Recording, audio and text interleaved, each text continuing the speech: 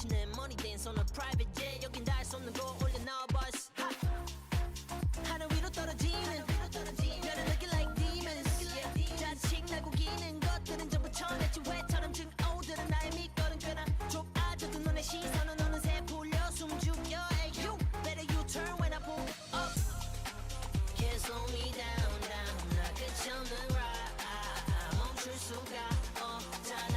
I'm that oh so hero. 망설임 없이 주사 위로 여전히 예상 못한 곳으로 향하지 like we to go. Told myself I'm so bossy, I'm so bad. I told myself I'm so bossy, I'm so bad. I told myself I'm so bossy, I'm so bad. I told myself.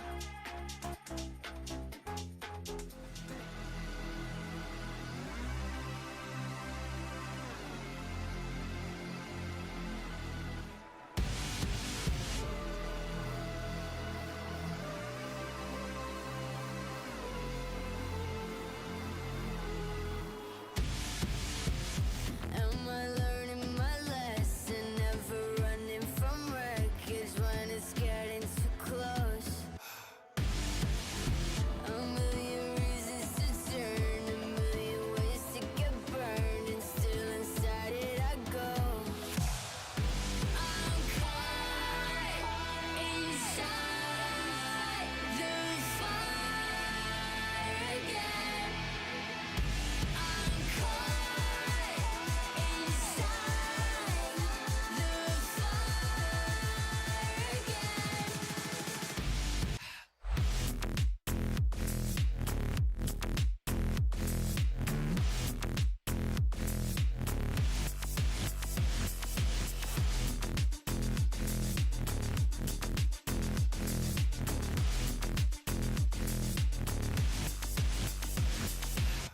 Follow me into the depths of hell. Maybe we're already in it and too close to tell. In another life we might be playing it safe, but not here with fear. Now we're playing with fate. Don't be fooled or mistaken by my angel face. I'm just a hothead looking for a reason to break. I'm the wizard of death. I'll come visit you next. Whisper my name on the next till your very last breath.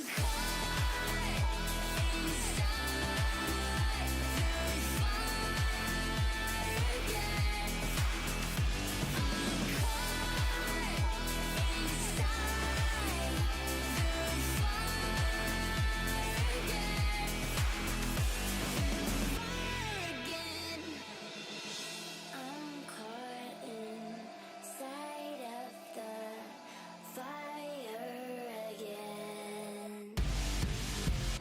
I'm caught inside of the fire again. I'm caught inside of the fire again. Follow me into the depths of hell. Maybe we're already there and too close to tell. In another life we might be playing it safe, but not here with fear. Now we're playing with fate. Don't be fooled or mistaken by my angel face. I'm just a hothead looking for a reason to break. I'm the wizard of death. I'll come visit you next. Whisper my name on the next till your very last breath. I'm caught inside the fire again. I'm caught inside the fire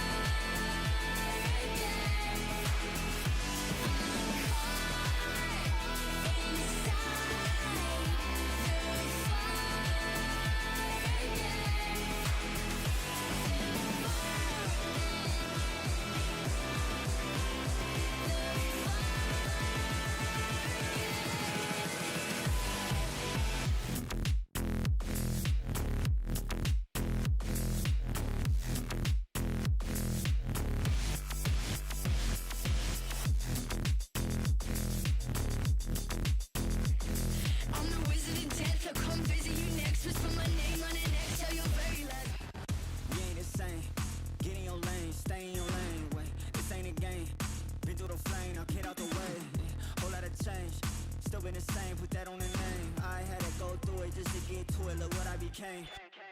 Elevate, level up, way to the top, headed to the peak. All them boys wanna talk, hit them out of law, but don't got receipts.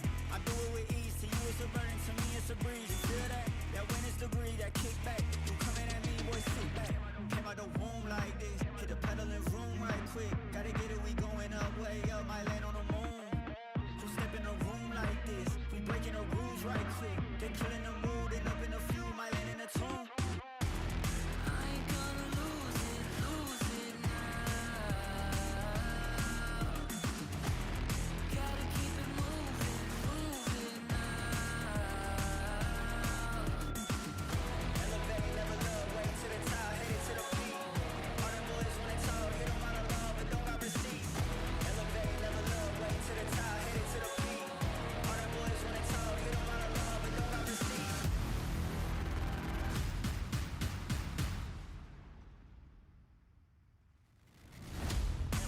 with a vengeance.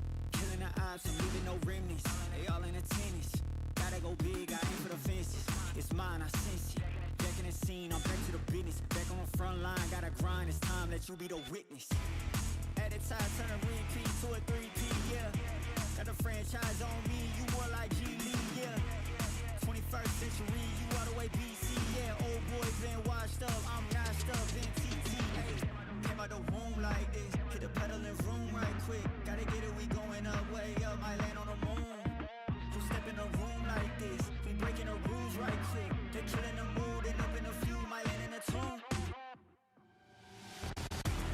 I ain't gonna lose it now.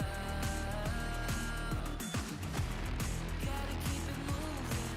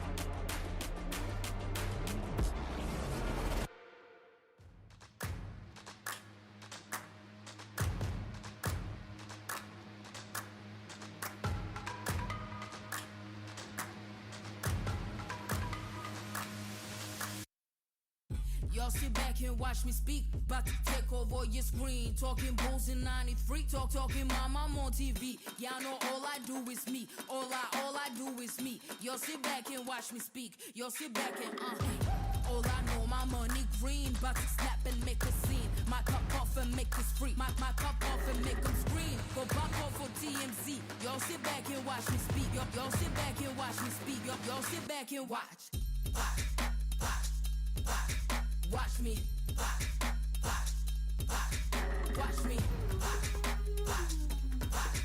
Watch me. Sit back and watch. Sit back. Sit back. Sit back. Sit back. Money long, nothing on credit. I got style, don't catch no feelings. All this bread ain't got no lettuce. I got style, don't catch no feelings. Watch me. Watch me. Sit back and watch.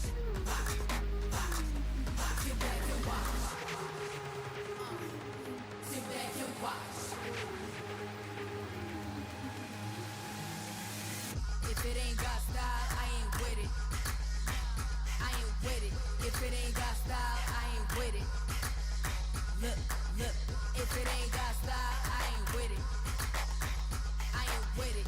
If it ain't got style, I ain't with it. Look.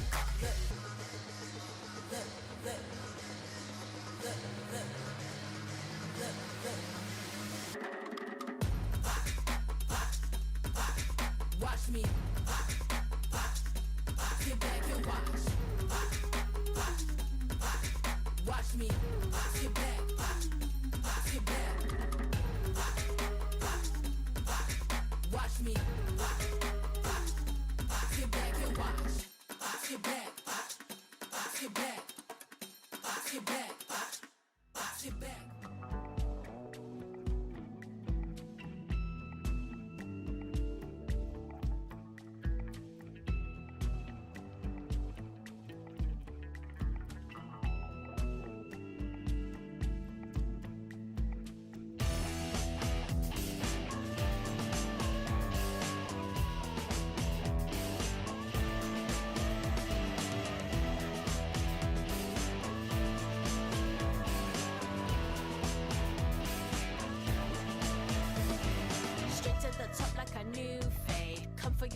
a hoop chain. Wish all you want like you blue cakes, but I'm on the road like I move skates. Settle to the top like it's due date, and I'm never gonna stop like LeBron James.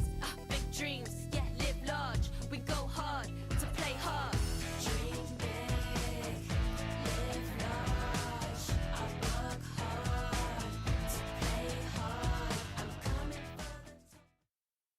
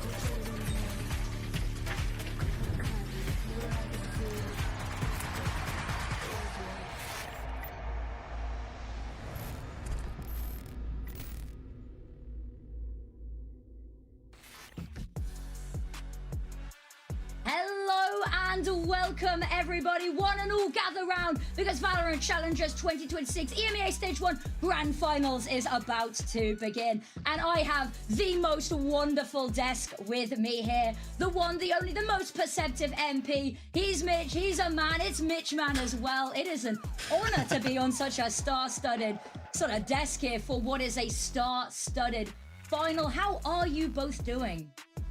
I'm great. I felt like I was balding yesterday, so now I have a cap to cover that one. But I mean, once again, I'm so excited to see. Yesterday was an incredible lower final all the way to 5 maps, and I think today we have something exciting in store as well. Oh yeah, I mean it was a belter yesterday. I was very happy we ended up going the distance. I know I came in saying, oh, it's all 5 maps, but I didn't really believe it, if I'm being honest. And to see that UCAM were the ones falling again, this is sort of their story, the squad that could make it all the way to the top of the hill and spill the water all the way up there. They almost had it in so many of their games, and yet they slipped at the very last hurdle, and the same thing happening to them in that BO5, but that one really stung. Yeah, it's been a little bit of a rocky one, but I think Mandatory being this team poised to pull off a major upset. We saw, you know, the team last year, 3rd place in Challenger Stage 1, 3rd place in Stage 3 as well.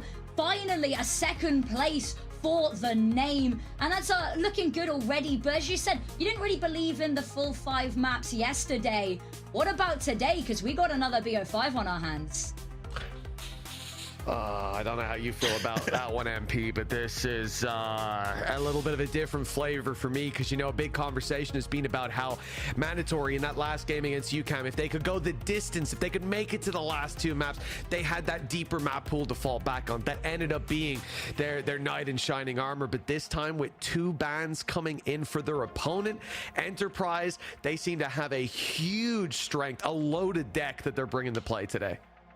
Absolutely, and they saw all of the action that unfolded yesterday, and having such a strong coaching talent behind them, I think they are well prepared here. One big thing for today is that this is a complete unknown. We haven't seen this matchup quite yet in this tournament, and in this form of these teams, we haven't seen this matchup. So I'm really excited to see what they have in store for each other. Enterprise, obviously such a strong opponent, and Mandatory, to me, out of these 4 teams that were in playoffs, one of the underdogs for sure. Now, you guys got to be analysts overlooking the series yesterday. Was there anything to note? You know, the good, the bad, the ugly, anything at all that you saw from that series that just stuck out to you, you're bringing in today? I did love that Mandatory actually had multiple players popping off yesterday. Great highlights. Nathan got his highlight as well to just close out that corrode with the 4-piece. But in overall, I think Mandatory had a great idea of how to play around these attacking sides. I think their defensive side, especially in corrode, were quite familiar with what we've seen throughout this tournament. Kadavra already kind of finding his sense of self in the IGLing department on how he wants to hold that defensive side, go for the aggressive holds as well. And I do love to see that Mandatory are confident in terms of having those aggressive pushes on the attacking side as well. Yeah, and not just that, the fact that when we look at that game yesterday, you look at corrode, it's a great example of the strengths of Mandatory, not just their ability to learn between series, between rounds, where they came in to that rematch, a rematch of maps as well in that sense in corrode, and they changed how they play completely. They set traps in the expectations their opponents would have, and not just that, they had players who throughout the tournament and throughout the series had been on fire. What comes to mind is Severe, who ended up 5-15 a couple rounds into the second half. Natong, who was barely killing anything except his ACS stat, and then towards the end they were able to dig themselves out of that ditch. It's a famous phrase, it's not about how hard you hit, it's about how hard you can get hit and keep going. And they got hit hard, they looked like they were out of the tournament, and they bounced back with big individual plays to close it off as well, showing us that they don't lose hope. And they may need that today, because I'm expecting in the first 3 maps they're gonna get hit at least twice. That they are. And the opponent, the one wearing the boxing gloves, Enterprise. Let's take a little bit of a look at the team here. You know them, you love them. They've had a crazy start to the year, a team that was formed at the start of the year. Now tell me, what are we liking about this roster? I mean, this team was formed as a super team in the Challenger system. This team is the one to look for when we go all the way into Ascension and see what team is gonna rise up on top. Prox, to me, has been the unsung hero. He keeps consistently dropping multi-kills, and it's not just 2Ks, he keeps consistently dropping 4Ks, and somehow he's been kinda underlooked because of these other names on the roster, especially Causey. I mean, what a talent. Just barely 16 years of age, and he has been popping off, especially with his Waylay. And that's it. You've got the new and the old, right? The experience you're mentioning from Prox, who recently was playing on that tier 1 stage for Gentlemates in EMEA. You've also got Magnum, who, hell, he's performed incredibly well, led teams at international events at the top level, and looked fantastic while doing it. So when you've got young talent and they're being tempered by that old steel that's on this roster as well, it builds a really strong foundation. And I think that is a large reason why this squad, like when you ask me what do you like about them, the easier question is what do I not like? Aside from Illyri's salvos, I think there's barely anything to turn your nose at when it comes to this squad. They look dominant across pretty much every matchup they've had. And I love the balance of them having so much experience surrounding the young talent. One of the experience being Illyri, obviously the IGL of this team. With Mouse, Illyri, they lifted 4 trophies, but the one that mattered was always too far. And this is actually the furthest he has gone in Challengers EMEA, now in a new system under Itopara and Shadow. I feel like Illyri has been shining throughout this, and he highlighted in an interview that the IGLing system has changed quite a bit. In Dark, they kind of had to adapt into teams like CGN who played for these contact plays, and now I feel like Illyri has found his own system, and Enterprise overall has found the system that they want to play around in. Exactly. And I love this. We were talking a little bit about some of the shenanigans that we're going to see, but I think a really good quote, we saw it put up on Twitter the other day by Kundi about Illyri during their time together on Mouse, about how he's not just, you know, just a shot caller, he's a leader in and out of the server, his ability to read the game. And I think this is a huge vote of confidence. Oh, without a doubt. I mean, look, when you've got someone as experienced as Kundi saying this about you, and then you back it up with the results as well that they have, like, keep in mind, the squad is, you said it earlier, MP, off air, it was what, 2 losses out of 25 series or something like that? Like, this year has been unbelievably successful for them. It really stands out when you think about this tournament in general. UCAM were able to shine a light on them, but other than that, it feels like this squad is untouchable. Now, from one IGL to the other, the masterminds on both sides of this matchup, we got to talk about Kada here. I mean, something that we're about to see that I'm really looking forward to, the judge kills.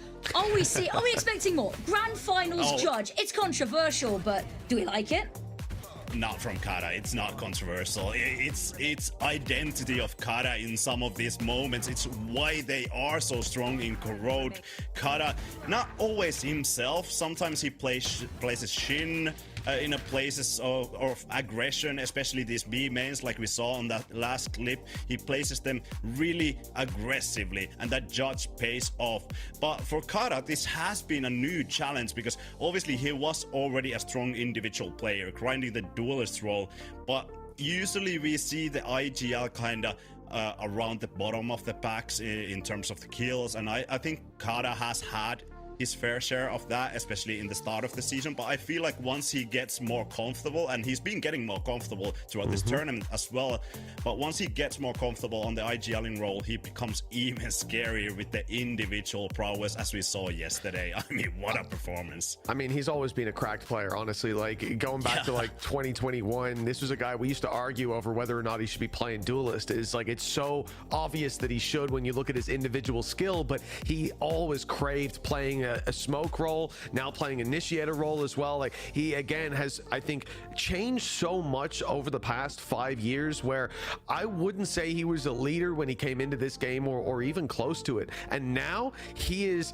not only leading, he's looking good individually, he's getting the most out of his players as well. And I think another way to see that is when you put someone into a system and they perform well. Severe's already proven to be a player that can do that when he stood in for Fnatic. We've seen him didn't perform very well across many iterations of challengers, and now in this system he's looking even better than I've ever seen him play. He looks so comfortable, and that speaks to how well he's being set up by the rest of his squad and by Kata's leadership. This was the big play by the tank, by the way. I said, like, he had an awful map and then closed it out with one of the quickest 4Ks I've seen from him. So this roster has so much depth to it, and the man in the middle there may be the one that draws my eye the most. Severe is a newcomer to the scene with the least experience, at least at a tier 1 level, when everyone else has performed there, and yet, my god, he looks untouchable. Especially, like, if we get a Breeze today and you see him on Yoru,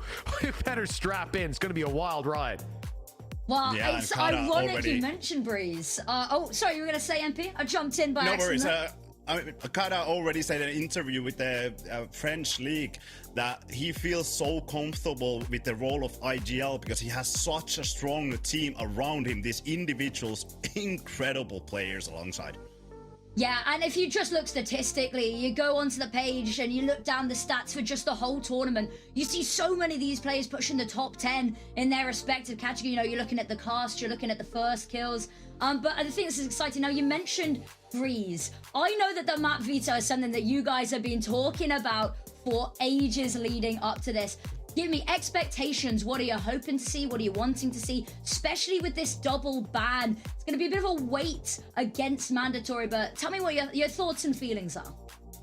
So I know, Mitch, that we kind of share the similar vision of Breeze getting banned because it's an Enterprise's permanent ban, but I do think that we're gonna see minus Haven from Enterprise. They are not the most comfortable team on that, and when we look at the stats that Mandatory have had here, 11-1, that's crazy from them. They just barely lost their first match against Misa in Haven, so I feel like Haven is gonna be the one ban, but I think you kind of have a different approach here. Yeah, I mean, for me, when I was looking at it, and this is all just down to how they play Corrode, right? Like, Mandatory are such an annoying Corrode team. The way that they concede space and refight into it, I feel like Corrode and Haven are the two it works best on. So really, it is pick your poison in that sense. But the problem then is we're talking about the strengths of Mandatory. Well, let's talk about the weaknesses. The bind, the split. These are two maps that, you know, normally in a BO3 you say, well, at least they can ban one of them. Which one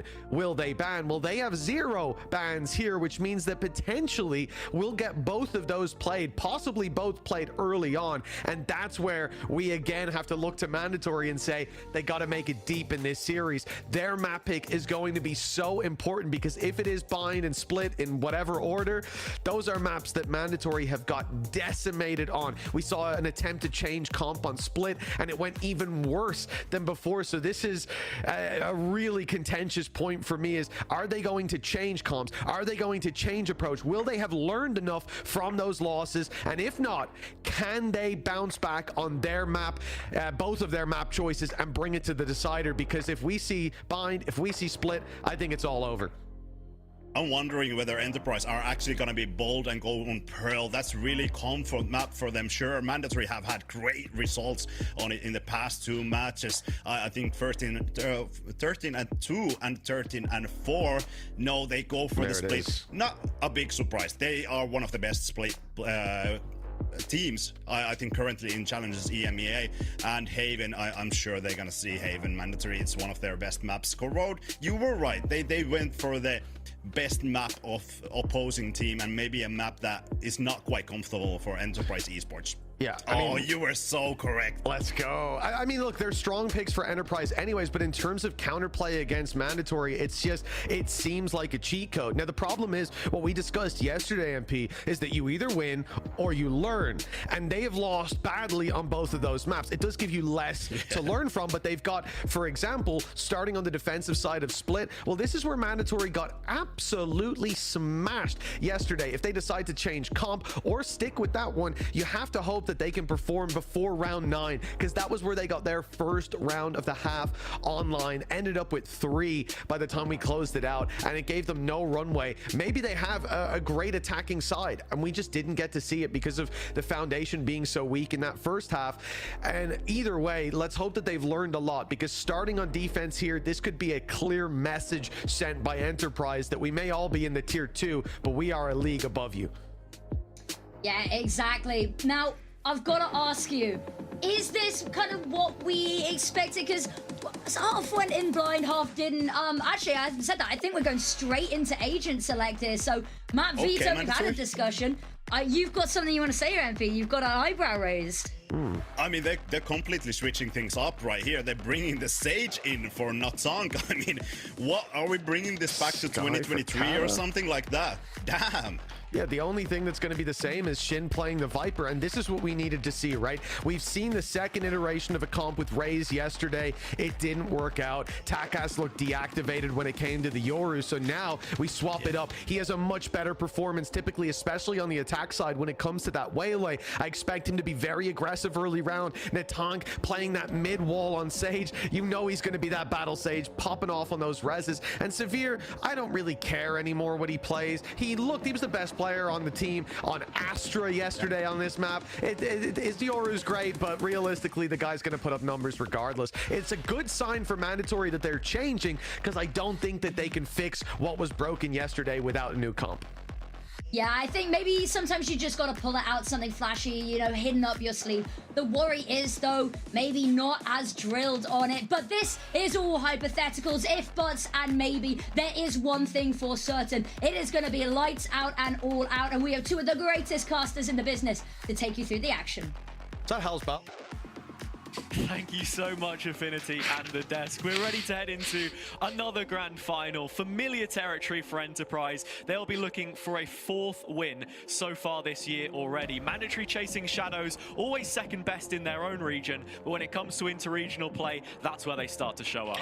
Yeah, they really do, has it. We've seen it before. We've seen these two play each other before. Totally different rosters, but still the same sort of stakes. We are in EMEA Challengers 1. We have our champions elect, who everybody thinks is going to win. Enterprise up against the underdogs of Mandatory, who always seem to impress when we get to these inter-regional competition.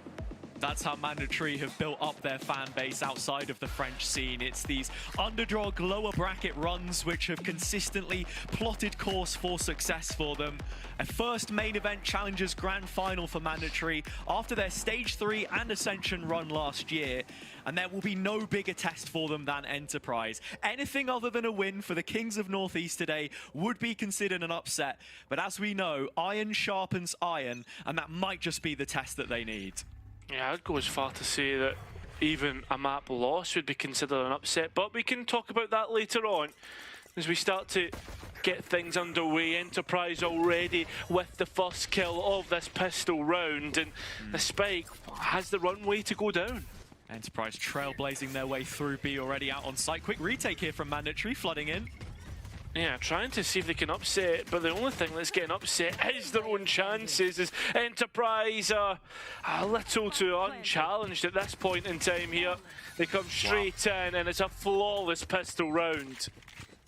You could not ask for a better start on the Enterprise side of the server. All 5 alive, and in making that B push happen, Mandatory just can't hold a candle to the situation. Player that we're going to be talking about consistently throughout the afternoon and into the night, I imagine, is Kozi. Saw there the space he was able to create and how quickly Enterprise can follow that up with this composition. Yeah, I think like a lot of people are speaking about Kozi, about the enigma that he brings forward, right? The fact that a lot of people didn't really necessarily know him coming into this season, but that the one thing that needs to be stated within the tier 2 to tier 3, the people who are whose job it is to know who's the up-and-coming players, the likes of your Bacons and Team Liquid Academy, etc. They knew about this player. He was a hot prospect that everyone wanted to try and get a hold of. Enterprise are just the ones who got the name on the roster. Finds himself part of the pack of players taking a second swing at the B site. This should be easier. against just classics. Not to say that the previous round wasn't pretty straightforward considering the 5 left alive, and it is back-to-back flawless rounds here for Enterprise. The reason it doesn't pop up on the kill banner is because everyone in the server getting a kill on their side. So best possible start continues. Can they find a bonus? Yeah, I think that's the question we've got to be looking at now. The buy wasn't looking too, I was going to say too great, because I thought a couple Stingers, Marshall in the mix. No, 3 rifles at the very least. So Mandatory need to be careful they don't get caught off guard by an Alluri, by a Lime, up close and personal. And there's only 2 players up against a full stack of Enterprise on the A side. Enterprise showing that they can attack with some serious velocity, and between Mandatory's efforts, they can't even find a kill, Cairo. It's been 3 rounds and still every Enterprise player breathing and given room to make their way onto the A site itself. Yeah, this just feels like Enterprise have come to take what is rightfully theirs, the crown of EMEA Tier 2. And already you're seeing the white tail begin to get thrown in by Mandatory. They're not even going to get a chance as they have to wipe their bloodied face. Severe trying to save and not given the chance. Magnum catching the last 2. 3 back-to-back-to-back flawless rounds. I can't say that I've seen this before, Cairo. No. Really, Enterprise could not ask for a better beginning to this series. And it's important that we contrast that, of course, as Mandatory immediately hit a pause here through their coaching staff, that it wasn't a great start to the upper final for Enterprise against UCAM. They lost the first 4 or 5 rounds on both maps in what ended up being a 2-0. It was Itapata's intervention with Shadow that actually put them back on course. So if they're going to come out the gates like this, it could be over as quickly as you hypothesized.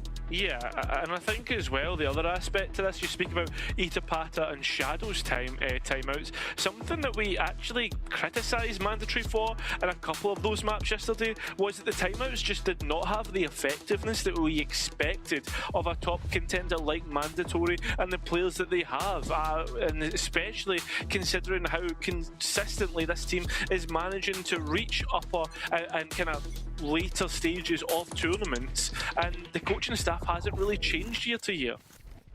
Yeah, Mandatory making playoffs in these events multiple times in the previous year. The closest they got to a final was the lowers in stage 3, but as you say, they've been in these situations before. It's just those finishing touches that have held them back, forever second in their own region. Enterprise up against an eco here. This should be run-of-the-mill. As you can see, Mandatory stacking towards B, as that has been happy hunting grounds for Enterprise up until this point. I think the big thing here is Enterprise similar to UCAM in some ways, with the fact that they have some pretty class duelists, but the other aspect to that is Magnum.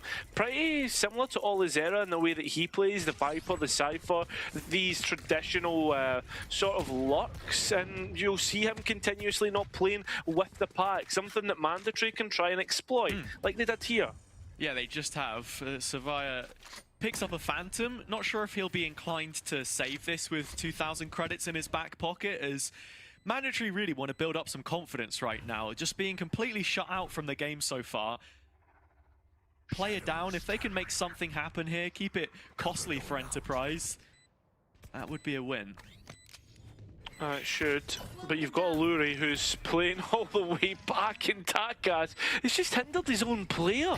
It gets even worse. The only kill that we're going to see comes through from Savaya right now. He's got 2, the only 2 of Mandatory's entire kill feed. But apart from that, it's an almost flawless run for Enterprise, one that will give them 4. Everyone will remember Savaya for that 74 kill series against Misa in the first round of lowers. Important to remind you all at home that Mandatory have walked a long road here, and with Enterprise having a double ban coming into this and immediately picking into Split, where we saw yesterday a 3 rounds to 13 loss versus Ukam for mandatory. Yeah, it's going to be quite dominant to kick things off. It's Haven really where things should be starting to turn in their favor, but a gun round now, an op for Takas, maybe force for change. You're hoping that it is. That Haven conversation is one that I think will decide this entire series, whether we get more than 3 maps. Because Enterprise up to task in many of these cases. And they're trying to play in front of the Viper wall, trying to play into Magnum, see if they can challenge him. As the rest of the bodies on Enterprise try and ply their way through mid. It's through Illuri's Teho that they're able to scale so quickly, and you can see Enterprise now in mid with Magnum holding down the limits of A. Does give them a window to try and pivot. You can see still 3 mandatory players having their attention kept towards this corridor of the map. So Enterprise now increasing the pace a little bit towards B. Just keeping mandatory honest as Kadavra is toying with the idea of a fight here, but doesn't want to fully commit. Even with Zavaya just shouldering the paranoia in there, it's Lime that finds the first kill. Yeah, now time getting low, and that's the big issue for Enterprise. You can see Takas has embedded himself in B main and wins that 1 versus 1. 4 on 4 in the round now. This shot for Takas to try and follow up. Bales with the hinder there. Cozy up in his face. What a flick from Takas. Keeping things going here. The engine is Zavaya. And a 1 versus 3 for Lime. He has information on at least one of these players. Takas in close proximity, but he will not miss again. Not past that first shot in the direction of the apartment block. Mandatory on the board at long last. And it comes in their gun round. Yeah, that's something that a lot of people could add to their game. The fact that you see Takas immediately know, hey, they're trying to come from mid. That's where majority of the bodies are going to be. So I'm going to move in towards main. Hold that part of the map against them. Make it uncomfortable on the site. How Zavaya is able to walk into heaven, though, is criminal. Especially after you saw some of that Omen utility filtering through earlier in the round. Like you say, Takas had taken a forward line very early, so Magnum having no expectation of that is a little bit surprising. Couple times now that he's been caught in position. So you can see Enterprise go back to this initial ramp set piece, which has served them well. And it has. Grab a little bit of space here, use it against your opponents, and dare them to try and peek into you at this moment in time, because you know mandatory, they like to try and re-clear on timers. Zavaya catching Magnum off guard. Mandatory in the meantime actually trying to flash back through and re-clear this ramp space. Enterprise in a similar mind themselves. 3 bodies towards the A site, and maybe a 4th if Zavaya was to fully commit to it, but Enterprise are smoked out for now. Yeah, and they're going to try and force the issue, flash out the smoke, TP away actually from the Yoru. Actually, he was in towards the site. Is mandatory deny everything here. Enterprise have gone from great to poor very quickly. Yeah, just taking their foot off the gas pedal. Can't quite get back into gear, as you can see.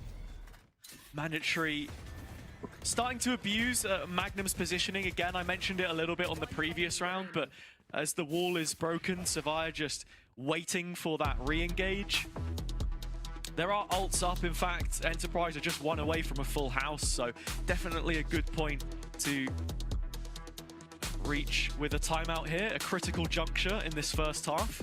Yeah, it is, because this could start to put momentum firmly behind this defender's side. I mean, you see Hazza about the gas pedal, taking it off. It feels like Enterprise are, I guess, kind of keeping their foot to the ground in certain scenarios. Like they're trying these kind of soft, how to put it, like little sprints. Yeah. And just there seems like no alternative at the moment. Whereas for me, I feel as if Enterprise are pretty much a very good defaulting team. It all comes down to timings, really. Enterprise's comp is great at bursting into pockets of space. You see that with the double dive that they've got on the Yoru Waylay, and also, of course, Illuri's utility, the salvos, just instantly condemning certain positions. Mandatory, on the other hand, as you've mentioned already, they do like to play on the front foot, get aggressive on their defensive rounds. I think we saw it yesterday, though, where they did end up doing that on multiple different parts of the map at once. The Gegenpress, if you will. Yeah. Finding themselves on the receiving end. It is just Savaya, the conduit right now, though. He's looking to find Lime, and the timing should have been there, but shooting into the flash, Lime does come out on top. The clone bailing him out. Prox playing anti. He's the one to hold on. But Kada didn't really want to take a fight. He wanted to get the information, and well, we're going to get Savaya back in the game, 5-on-5 once again. Great use of the Sage ult here in the mid round, as you can see. Kada as well, just sending the Skydog through A, as Magnum has backed all the way up. Perhaps a quick bit of pressure towards the B site, or a full commitment behind this. No, Lime sticks the TP, but even with the Waylay ult in play, Natunk is unperturbed from the situation. Prox eventually removes him, and Mandatory now set up for retake. Yeah, need to be careful though. You can see already the convergent paths about to be used by Takas.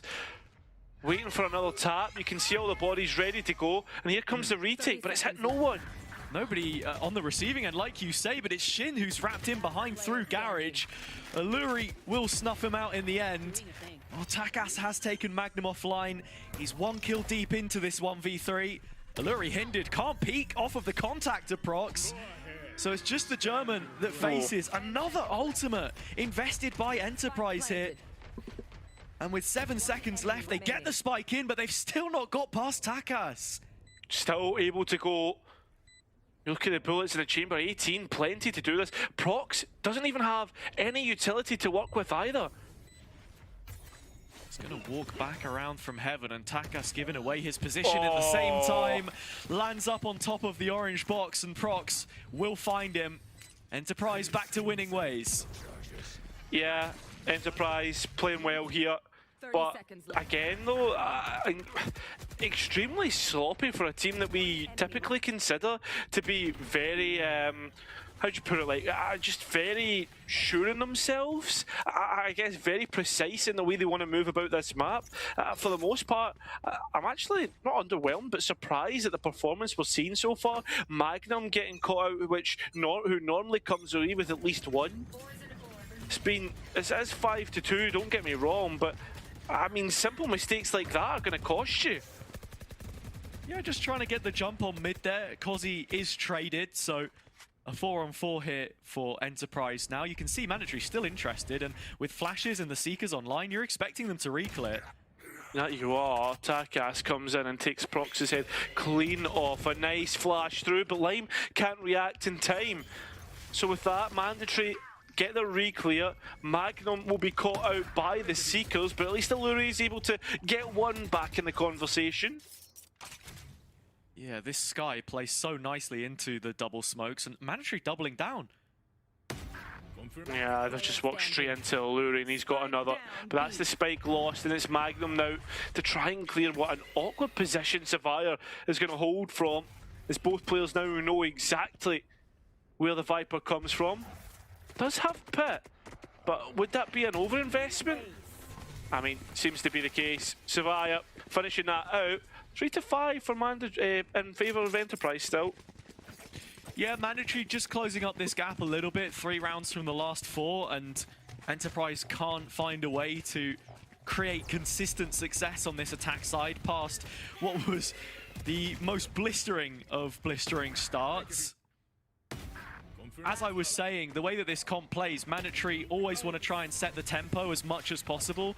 Some of these re-clears have caught them in a sticky situation before, but Enterprise not really dealing with that so far. And Prox now the only rifle on this attack side, as he's already been noted by the flash in Garage.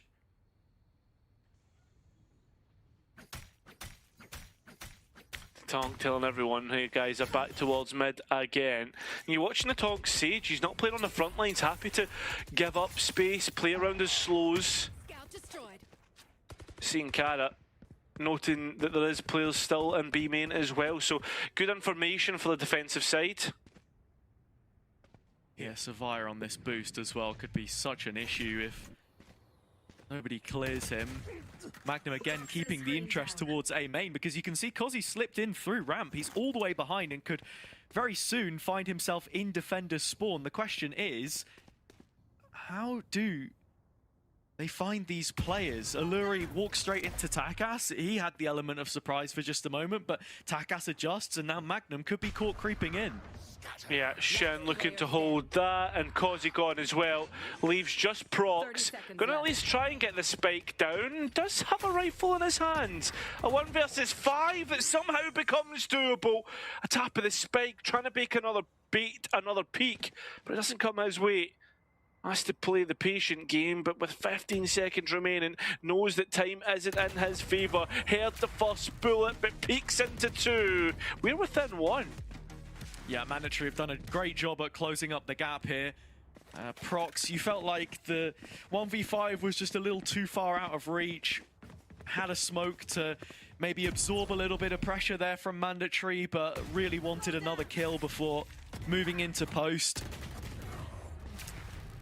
Emblematic of the issues on this round as a whole. Enterprise just not coming in with the funds to make it a possibility. They do now.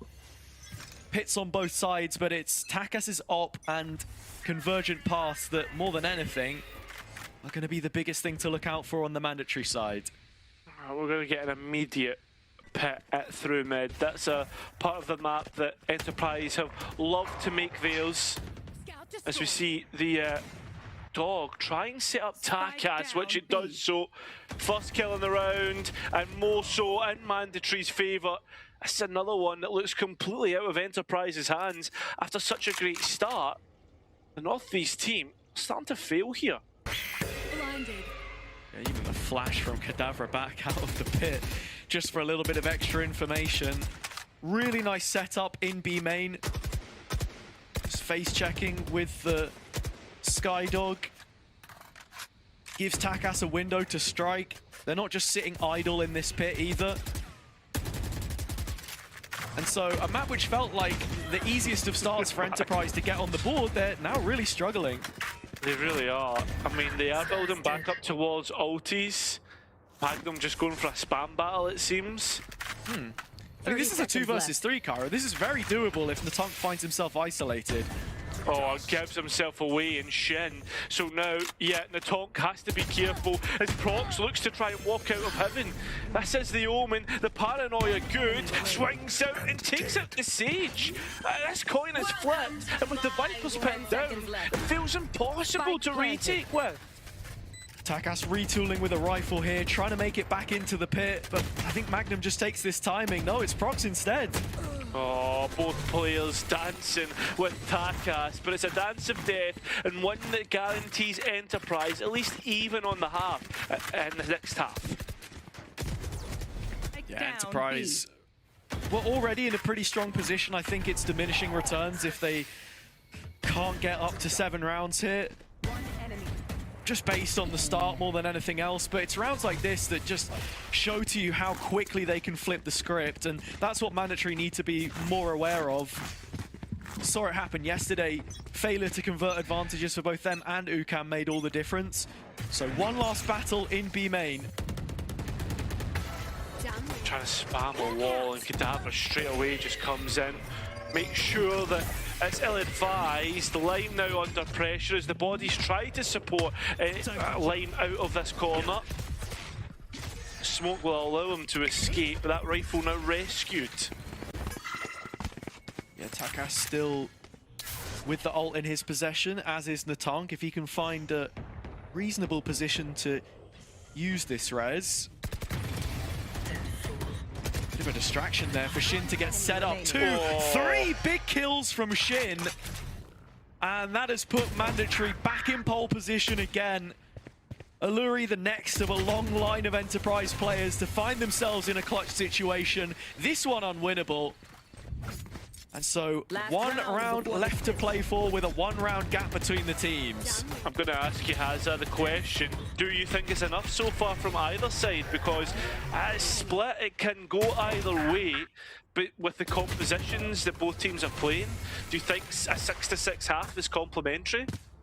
To Mandatory, absolutely, considering the fact they only won 3 rounds here yesterday and we didn't get too much of a look at their attack. There's always the possibility that this one can continue to trend in their favor. I think a halftime break is a necessary one for Enterprise, as getting ready to siege the B site with some of these ults now. Nice use of the hinder. That should be Savia dead, and it is. Yeah, that's going to be very big. As you can see, Lime already coming from another angle of approach. Causey there with the Sheriff, and that's all he needs is Shin's rifle once again. Rips through the heart of Enterprise. That's an ace for him, and that's 6 for Mandatory. Mandatory's main man from the final map of yesterday's lower final, going big in the grand final. What a way to bookend the half. It's a dead heat at 6-all, but Enterprise have so much work to do to get back into this one now.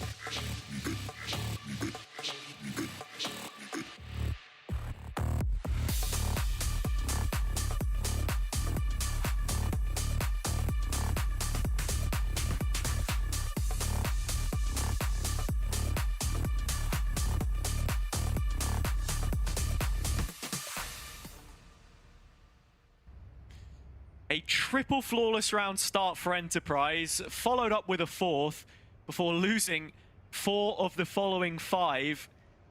Leads us on to a 6-6 half, even between the teams, but plenty to settle in the second. This is the one map in the pool this afternoon that you'd expect Mandatory to have little chance in, but they have shown us already that stranger things can happen. Onto the attack now, slow start for this default.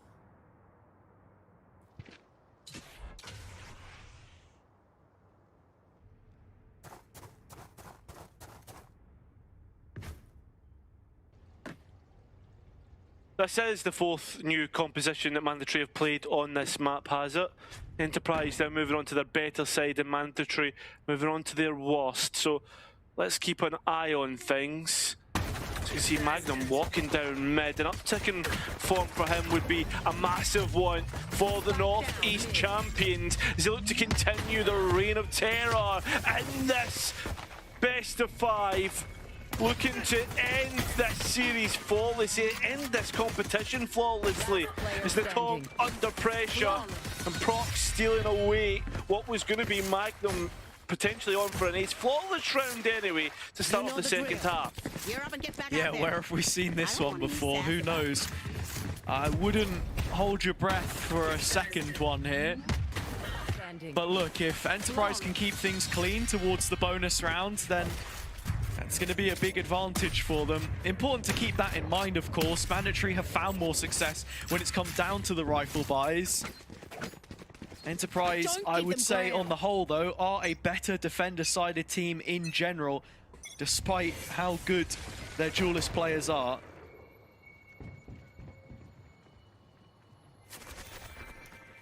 I mean, especially with this Yoru, right? The TPs, it just does favor your rotations. Well, it does, but also favours the defensive side, as we've seen that from Lime right now. As his Outlaw continues to reign supreme. Causey trying to support alongside. You can see Mandatory a little bit scared of every avenue of approach that Enterprise want to go for. Enterprise leaving that gap open have given a big opportunity here to Mandatory, but hard to seize that chance when the weaponry is just so far below par. Shin's not going to get anything done here, and despite the spike plant, it is actually another flawless round. So let's see if Enterprise can make it 6 for 6 onto another bonus, because when it comes to kicking off the half, it could not be any better than what we've seen. A real night and day from the upper final. Yeah. It took a fair few rounds for Mandatory to come back into the game. It took until the 5th, something that they were used to after yesterday playing against UCAM and their performance and how they could quickly snowball things together. But as we move into the bonus round, you look at what's available and things aren't too bad for Enterprise. Yeah, Outlaw on Lime. Only one player within striking distance. Natank on the regen shield. Between him and Savaya, a rotation made through the attack side spawn. Kata still trying to keep the attention towards Garage. That's where Lime is stationed right now. But he has a TP over on A, and that is just about to expire.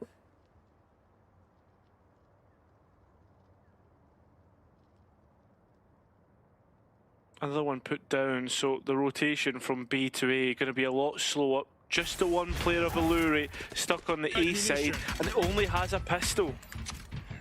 So at the very least, it's not going to be a big loss if he goes down. Just needs to buy time for a rotation to come through.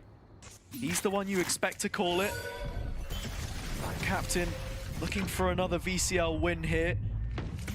What would be his first full international, inter-regional pickup.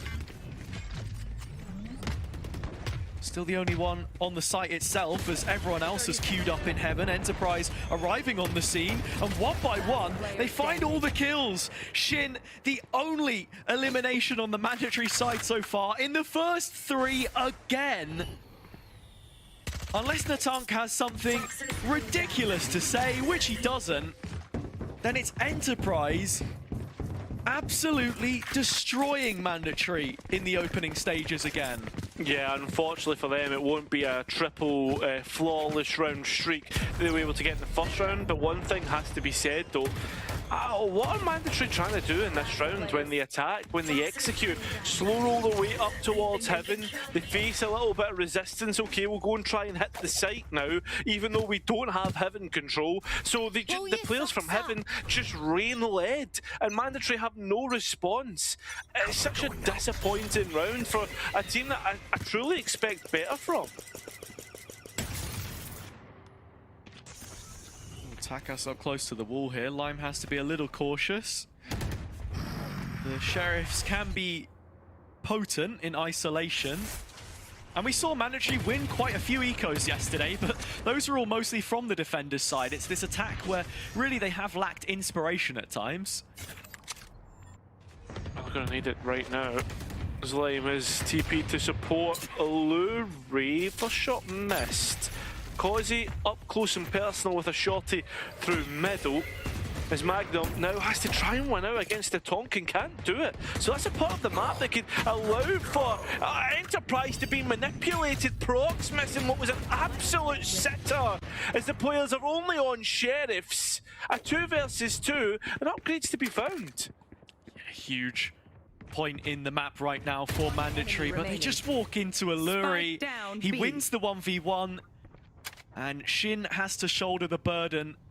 Vandal recollected, but less than 30 seconds left to play. I fancied Shin for a moment, let the gunfight play out. Ends up in double digits. Enterprise. Alluri has been impressing me with his gun skill so far. A player not known for it, but when it comes to it, he's passing the eye check for this moment in time. We are going to see an MDR timeout. This is where they course corrected last time and forced out an Enterprise timeout 2 rounds later. Yeah, it's as much as we were critical of that timeout at the start of the previous half, actually, it was exactly what they needed to get back in shape. You look at from that point onwards, right? What it was called after the third round, round 4. Won the vast majority from that point onwards. And look, if they can do the same here, would be huge. But Enterprise only need 3 more. Lime's now got the op out. Cozy with the ult coming into what will be the first full purchase for the French second seed.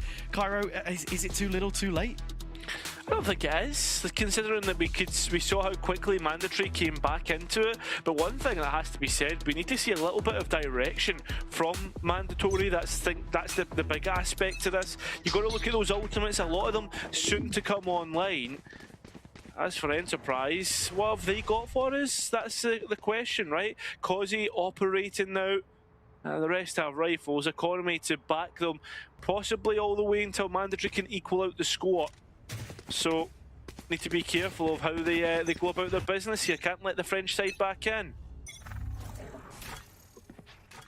Enterprise entertaining a mid-fight, but already spotted out by Kadavra. Are they aware of the op? No. Cozy strikes first, cracks the whip, and Takas is sent his marching orders early on. I got time to hunt. And when Enterprise find these early advantages, especially when the round is then given a little bit of time to breathe, it all goes quiet. You're asking big questions of Mandatory, and like you said, they've just not had the answers yet. Yeah, we need to see Mandatory show us something different. It feels like since they've added in this Sage, it was good for the attack, right? Don't get me wrong. Like some of the ideas, sorry, for the defense, like some of the ideas around it, playing around the wall, being awkward, were good. But since we've seen them move on to the attack, the scaling has been poor. The post plants where the Sage is meant to be strong has been poor as well. I mean, like Natank's already used up both of those slow fields, so you're trying to condemn players that Takas can then capitalize off. But now, without the Waylay, the most important functioning piece in the makeup of what is a single duelist composition, the slow roll towards B is about to be met by Cozy and his ult. Well, they are, and already they've been caught out. Ultimate straight in. Yeah. Converging straight onto Cozy's cross here. That's how it feels as he looks to charge down for his ace. Savaya trying to save himself, but denies at least the humility of an ace. Up to 11 are Enterprise, and I think this one could be just about done. It's starting to get there.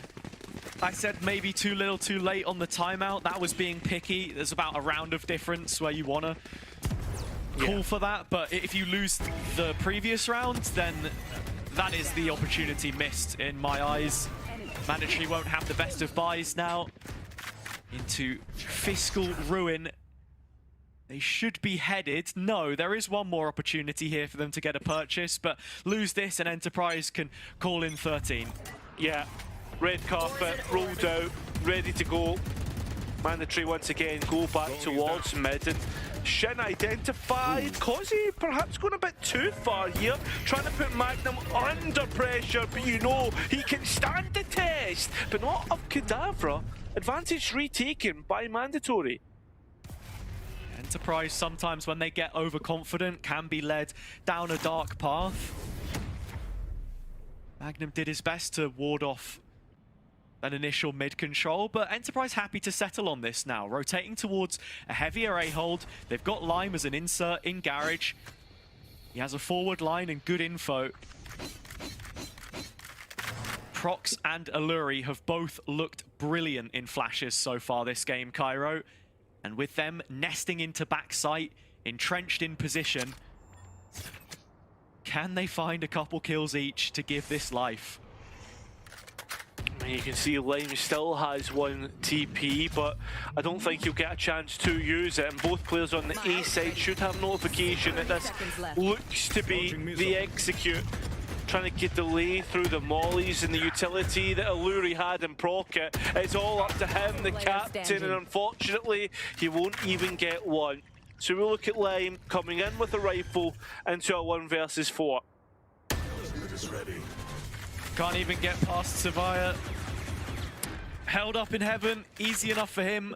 Enterprise reading the game right, but just didn't have the numbers to make it a tangible possibility there.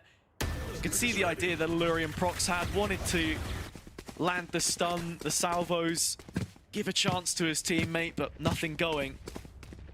Still, Mandatory need to find a way to repeat that success, because you don't expect Enterprise to overcommit to position in a similar fashion to what we previously saw. Lime the one on the op this time. He's back over towards A. And this Viper's Pit, something that we saw from the French side, the attack, when they were on the previous half, to try and deny a lane of approach. Standard pit, right? But it's what you do around it that matters most, and Lime taking some room on this A extremity is most poignant to me. Is he going to find Shin in the corner? No. Still yet to be uncloaked, and as that Viper Wall cycles for a second time, Lime's still looking. Kadavra has utility here. You're expecting the dog for contact, and you can see he's getting ready with the Trailblazer totem in his hands. First shot taken. Shin immediately moves up into ramp. Now, we're going to get an Omen ultimate coming through as well, but as to where it's gone, I think it's just been cancelled. Savaya now on the B side. Enterprise starting to look for and question themselves, where have the rest of Mandatory gone? Prox maybe got an idea because he starts to reposition himself. Oh, it's just not enough range on Alluri's drone either, can't help out. Prox gets one on sight, but goes down for his efforts. Both Vipers circling around the fumes in the middle of the map right now. As Shin going up the guts could get right in behind Enterprise here.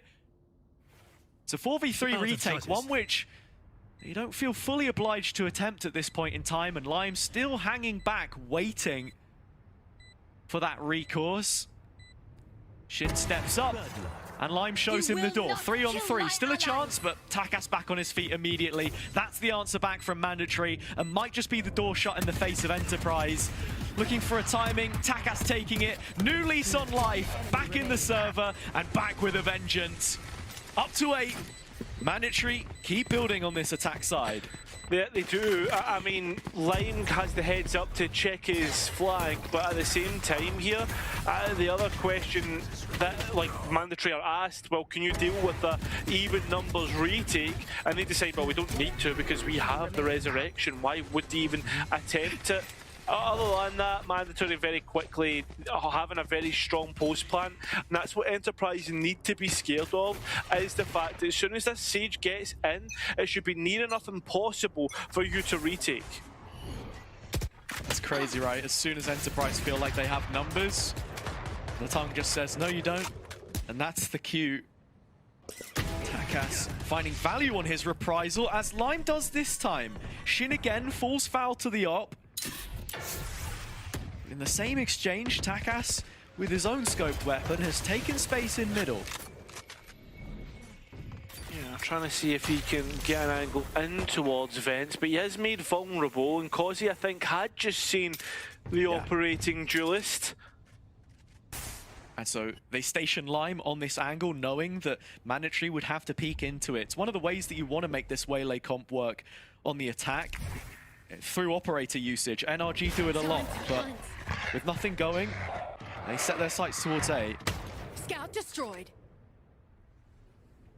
Seems to be the case with where the spike is going. Kada elsewhere trying to pull the attention of Enterprise, but that operator announcing exactly where the spike wants to go. Magnum from within the corner, not cleared at this moment in time, as Kada is all alone towards the other side, dragging the attention, and unfortunately he's dragged himself into an early grave. Is up top, Alluri goes, and still Prox within sight, trading paranoias. That spike needs to go down, time getting low, and Lime nearly on for an ace.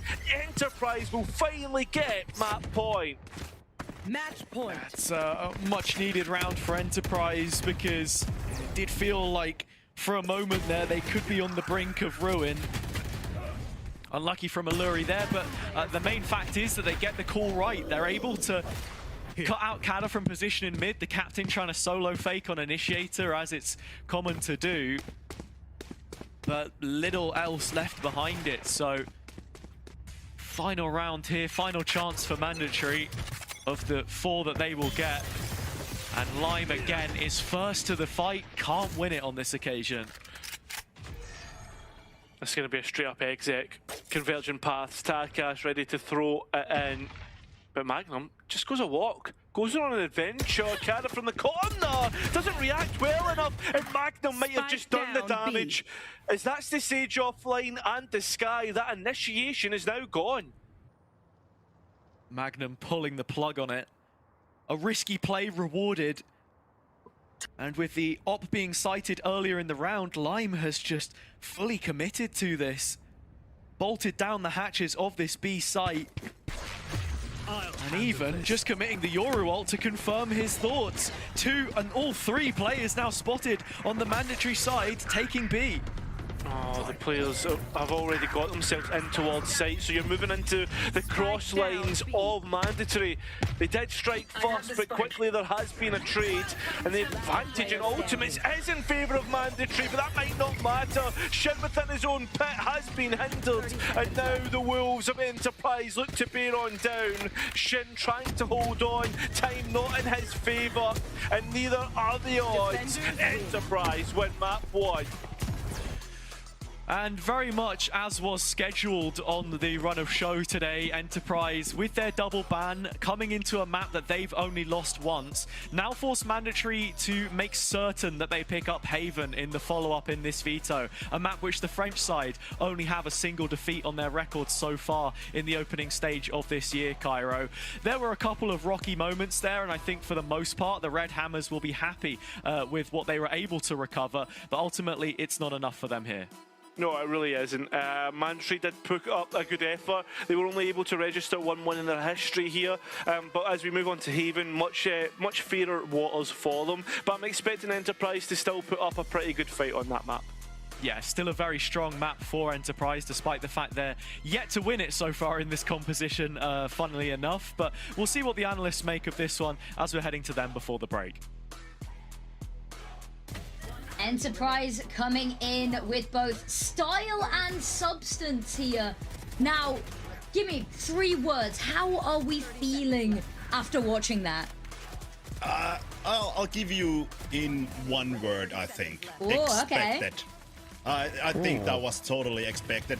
Mandatory actually maybe putting up a bigger fight that we were expecting, but yeah, I do think that the result in the end was quite expected in the way of Enterprise being so good at this map and Mandatory having the struggles.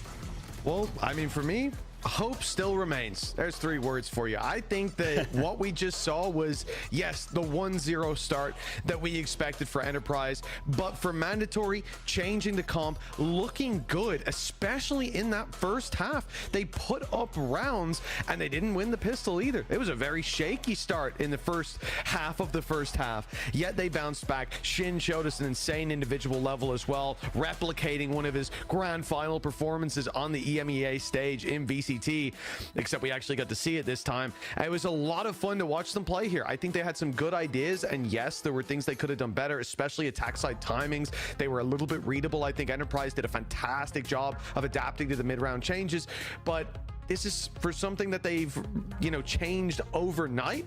That looked very good, and I expected them to get stomped here. Now, I'm a bit more hopeful about their chances if they can push this a little further than 3 maps.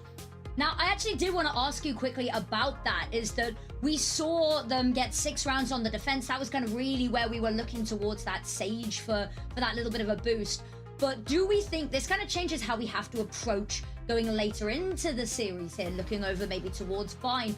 Do we expect to see that, given some of the results we saw here, maybe we see a different approach to some of the later maps?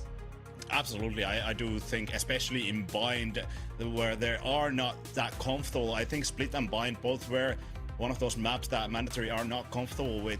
Most of these maps that they play, they switch their composition mid-season and they stuck with that, but these 2 maps have been their thorn on their side, and I feel like that's gonna be something that they have to look for. They have to look for some comfort picks instead of going with the composition that they might have ran previously, and look for some different answers, because I don't think they were finding them in the previous maps.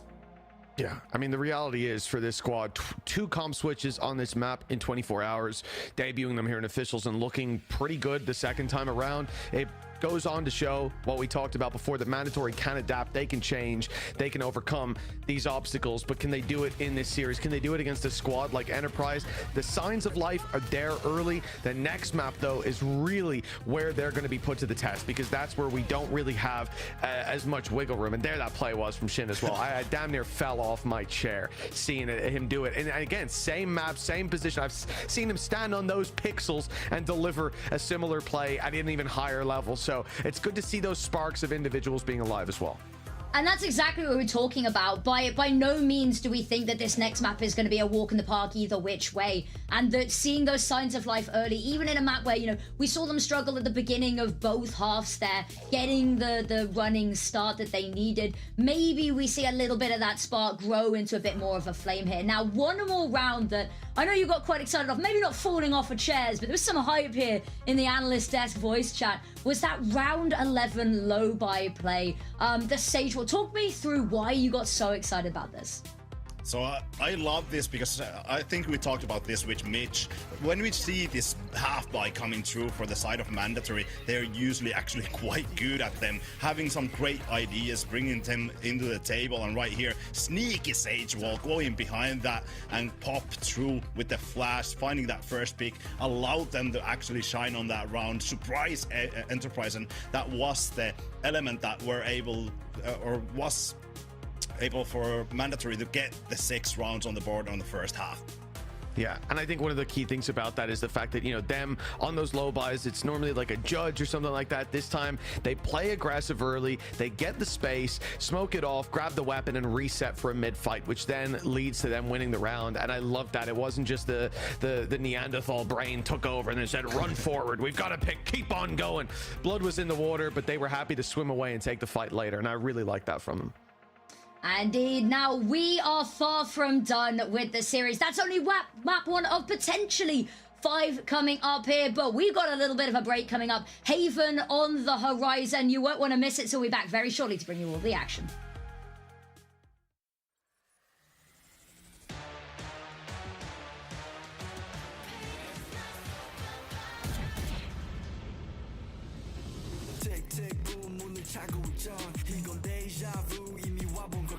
내 성공을 전부 담긴 그릇이 작아 I can't lose 점수 그건 의미 없는 숫자 내 열의 top 10 gonna shake that 해골로 채운 옷장 전부 red stock 상시 주위 red dot 경고는 없어 better not 난 사방에 다 뿌린지 마치 red hot Broken and bruised, what's left to lose here on the edge of forever.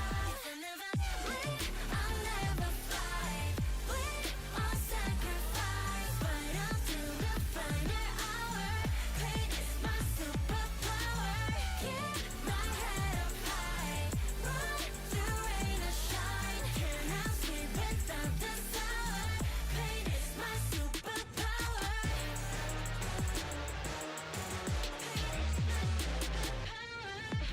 할 말 있으면서 말해봐. Tough guy 되었고여서 도망가. 이제는 시시해 gunfight. I brought a blade. They forgot your shade. 날 주세워 맛보게 fade. 빛이 보여 네 bandits. 끝없는 내 rampage. 이게 나니까 저지 can't change. 내겐 없어 plan B. 오직 plan A. 바꿔 pain every champion into champagne. Broken and bruised. What's left to lose here on the edge of forever. If I never leave, I'll never fight.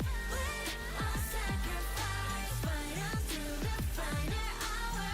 Pain is my superpower.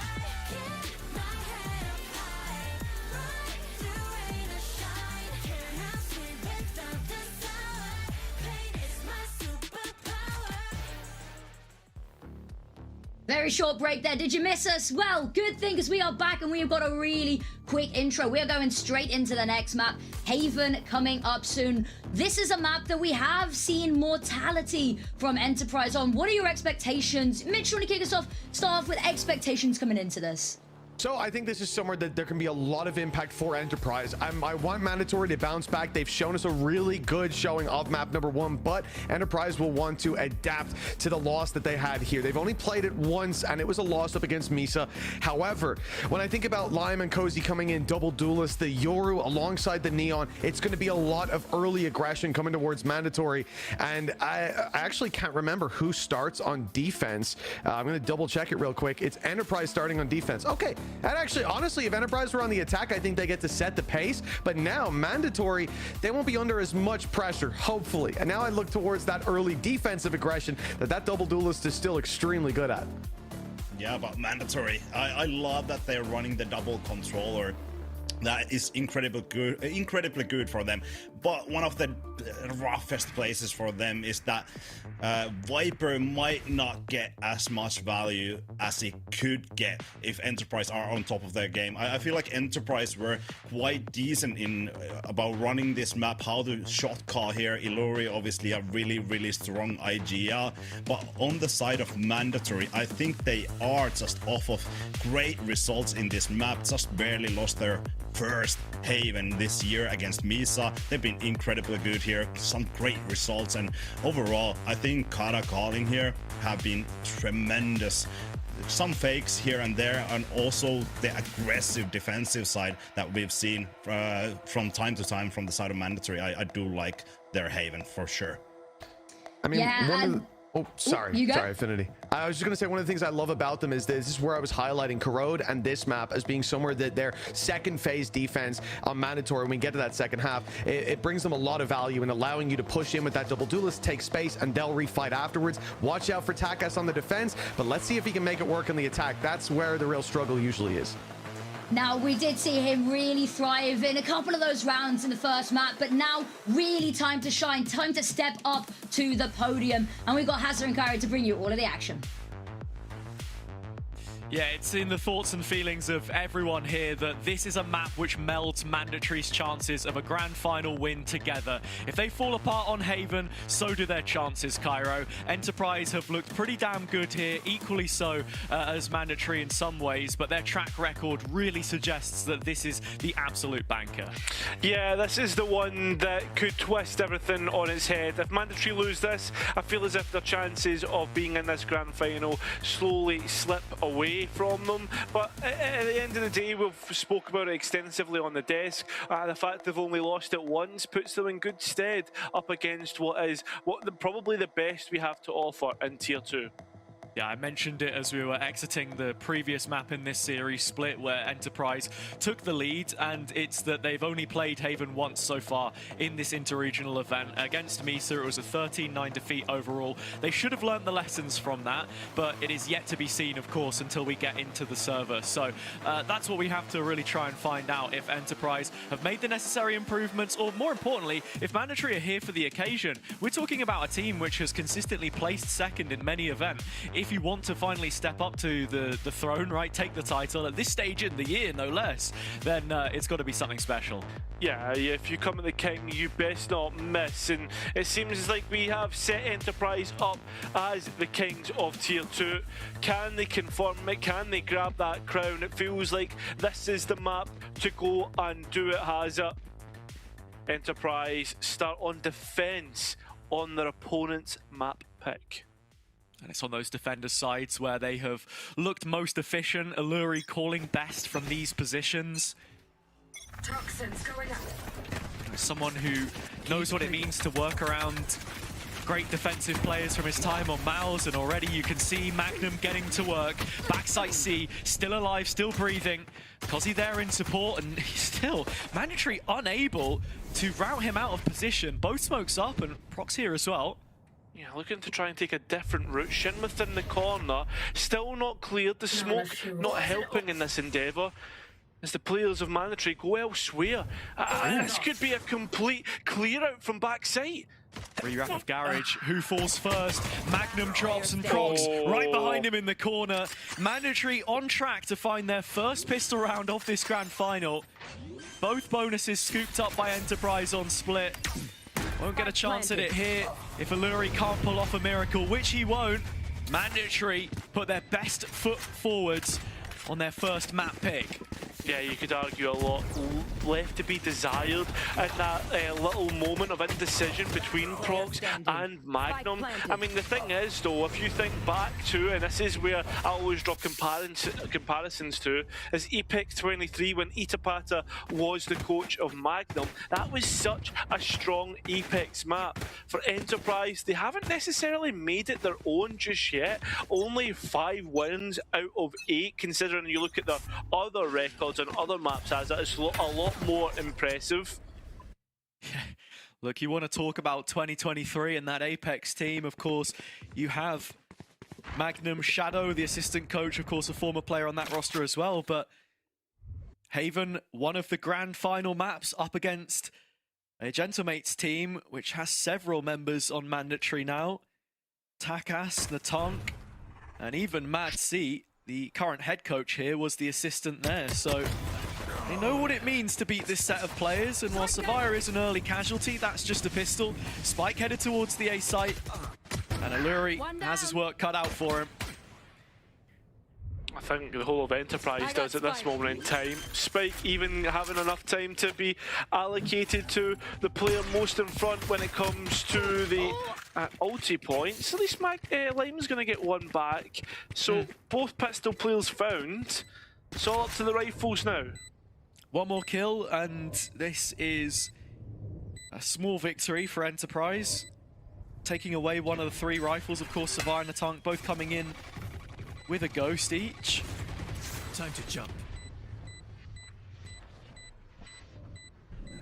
Looks like Enterprise really playing the clock down here. In fact, Lime not able to capitalize from that blind either, so it will end up with mandatory getting the maximum returns of their big investments onto this round, Cairo.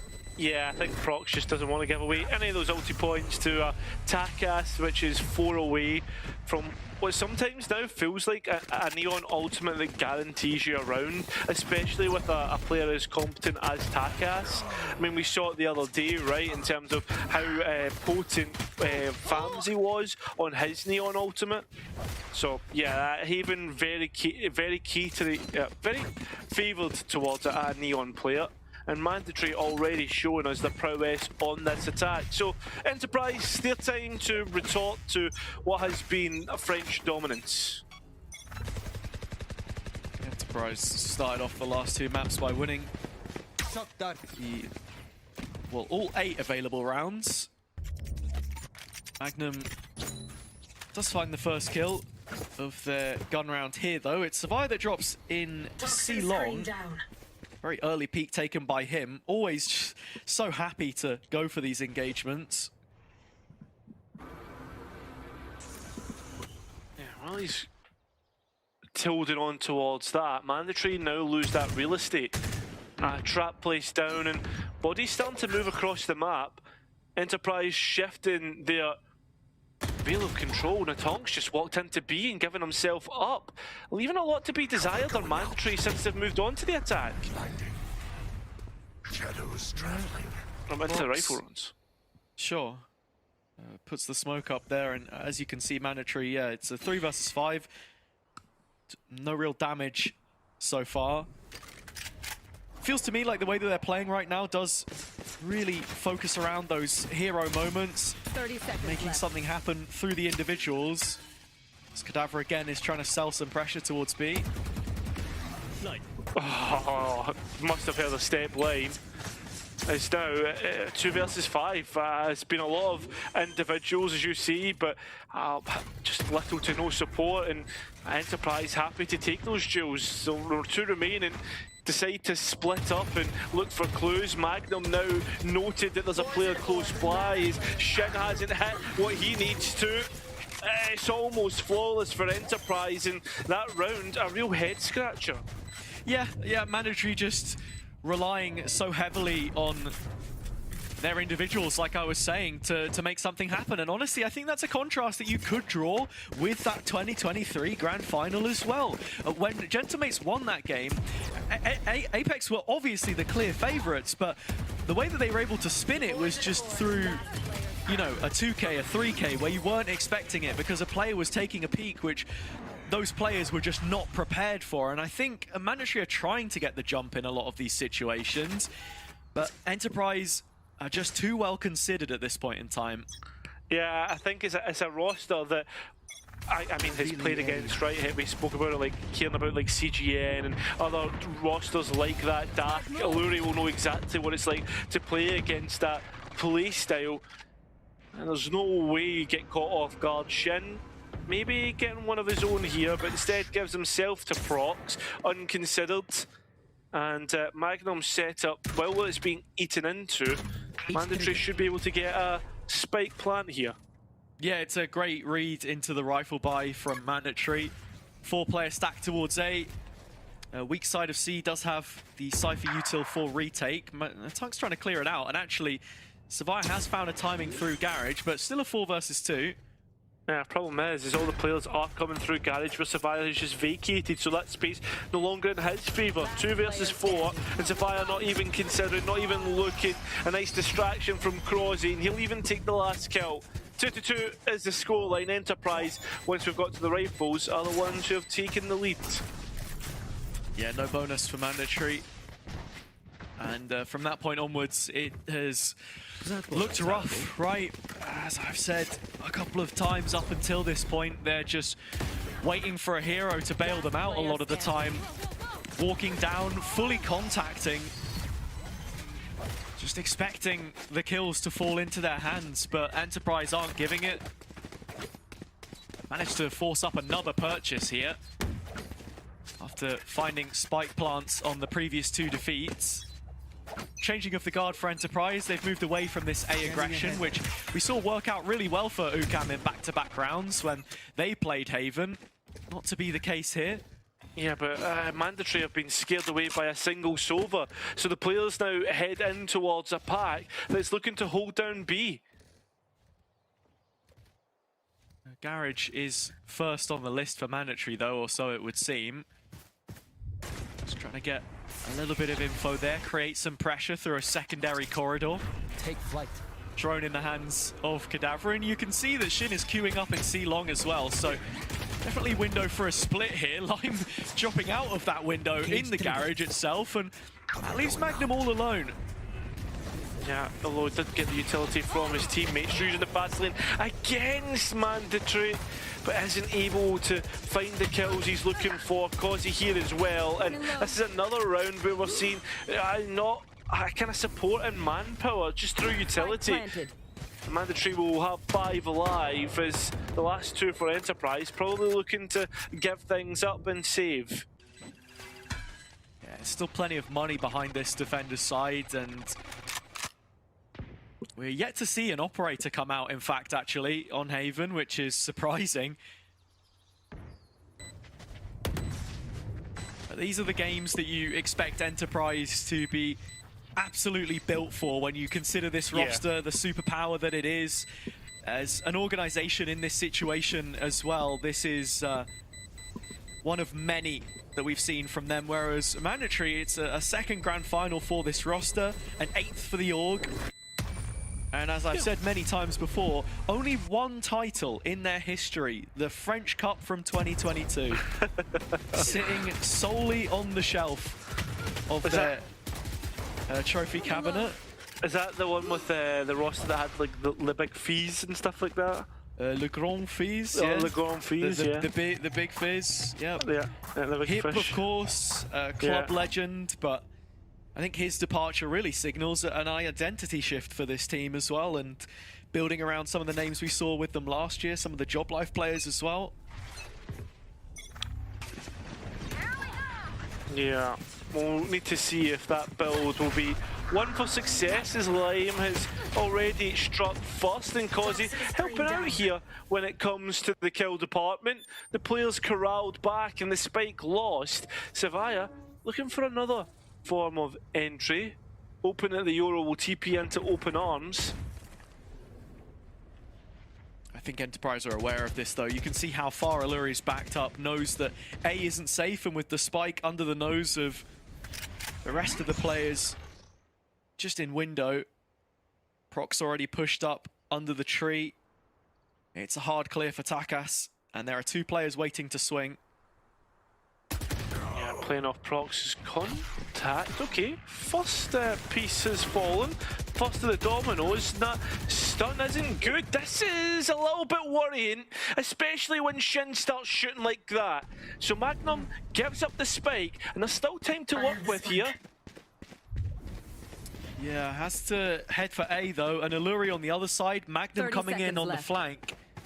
They've got to split up from one another. Sevilla is not in a position to play for his teammate here. In fact, they want to go back to B.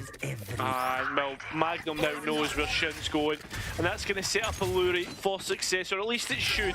Is the way that Shin has been shooting, this is definitely doable. The Viper, tapping the spike, takes the engagement, but Alluri does win out. It's what we expected. 3-3. This defense getting past mark so far. Yeah, Enterprise all over Mandatory in this round. Nice set piece. Up the guts of middle to start. And it's been such a steep learning curve for Mandatory in some of these situations where they're able to carve out advantages for themselves, where Enterprise really make you sweat in that mid-round. I know MP was saying on the desk that he's been a real believer in Kada's calling so far, but you're not going to have any bigger task than fellow Finn Alluri on the other side, who I think has had a blinder so far. Yeah, I would agree with that. I think, like, overall, I think this is probably the series I've been most impressed by him. I think I've been critical at times, I will admit it, with some of Alluri's mechanical performances. Obviously, the burden of Colin is on top of him, but I always think about that tier 1, that run into champs, etc. Can Enterprise be the team to go and do it? But the point I'm getting to here, Hazza, is that, yeah, I think he's had a very good performance, and I think with Kada, kind of having the toughest task. And this is one of what will be 3 throughout the year, 3 competitions that he'll have to call against the best of the best. Yeah, and that third one is now guaranteed for both of these teams. Of course, 16 different rosters attending stage 3 on points to then qualify into that one. The entirety of our top 4 already having booked their place from their performances here. The rest will just stand for seeding. And with Kada calling his troops towards this B onslaught, you can see the amount of damage already on the tank. He gets away with 1 to place that lockdown in. Yeah, but with that lockdown, it now forces a clear out, a clear of house from Enterprise as they look to get away from this ulti exploding, and a Viper's pit on top will consolidate what is already one space. Lime has a counter to this though, with the dimensional drift. He's out on A lobby right now, so the task falls to the hands of the Enterprise players on site. Sevilla could find a nice timing on this wrap back around and has spotted Prox, but gives up the game early. And so with that, nothing really tangibly taken. Magnum searching to route out this player, but Time all the while is fighting against EP here.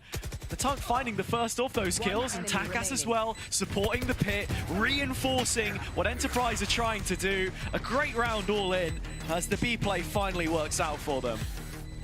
Yeah, through the use of probably 2 of your biggest ultimates, the Viper's Pit and the Lockdown. It's the 2 ultis that have probably the most expense when it comes to these what the kind of roster of agents have for both teams, right? That's the big thing to consider here. Now only a Hunter's Fury left. Is that going to be enough to push Mandatory to a safe gap of 2 rounds? Mid-duel about to be taken here, and Prox just TPs right into the fire. So up behind it, and Takas does end up finding the pick that's required. Initial push shut down. Magnum was able to get a cam out in grass in the meantime though, so potential for him to check in on that later. Does get broken by Shin. Katava has just missed his opportunity to catch. Oh, Alluri. Big kill onto light. Didn't even get the 3rd. Excellent stuff. Now the players of Enterprise have to try and look for something back in their favour. 2 versus 5. It feels impossible when Takas is on form like this. Just one to find, and unfortunately Causey will deny the ace. So as Phantom tries to get something here, but with 4 HP left, you can't help but feel this should be done. Yeah, it is. Spike planted. I don't think Causey gets away with 2 more on that HP. Still going to give it a go though, but Severe has the counter. And Causey's just not ready for it. Yeah, I thought for a minute after that third kill there was a chance, but Mandatory, yeah, starting to flex the muscles a little bit. Absolutely, Takas, just a showcase of what he can do. You understand the reasons why Enterprise want to recapture a little bit of mid-space later on in the round. It all started with Prox's first death in that position. After what we saw from the B-pop of the attack on the previous, Enterprise calling a timeout here. First half of split was 6-6. I think they'd be lucky to reach that kind of a score count at this stage. Yeah, I would agree with that.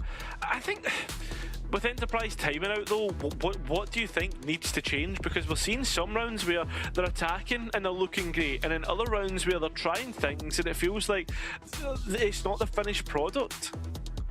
For me, more than anything, shut down Takas and stop Severe from getting in behind and supporting him, because Mandatory have shown a lot of the time that they are most comfortable playing these solo duelist compositions. When we've lent into a meta now, at least on this patch before we head into stage 1 for VCT, that is, where everyone's running Yoru Neon or something similar, you don't really have too many players that can gap close. So as soon as Takas is offline, then the follow-up just isn't there.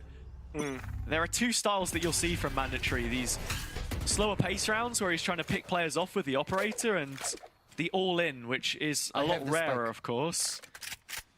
There. Takas is under suspicion that there is one towards the back of C, but Magnum is elsewhere, looking to try and play off kill traps that he has in C, in Garage, apologies. Shock dart. Or is that gonna, I was gonna say, yeah, maybe a chance it plucked off both traps, but fortunately Magnum has reinforced this, so perhaps a little bit of fake information for Mandatory, that they've created pressure in Garage, where Magnum's still ready to play off of the setup. Doesn't seem as if this is going to be the finish though, as Mandatory's spike is loitering round mid, and at the same time, Causey has already taken all that A space away from Mandatory. Remember that when it comes to buys, it's only Causey that has something. Mandatory still posturing 30 seconds here, left. and finally they will settle on another B take. One-way smoke up for the spike to go into. They've got main control, but no one's inserted into Garage just yet, and Takas only finds one with the ult, drops an Outlaw at their feet. Causey detected on the backline, Phantom in hand.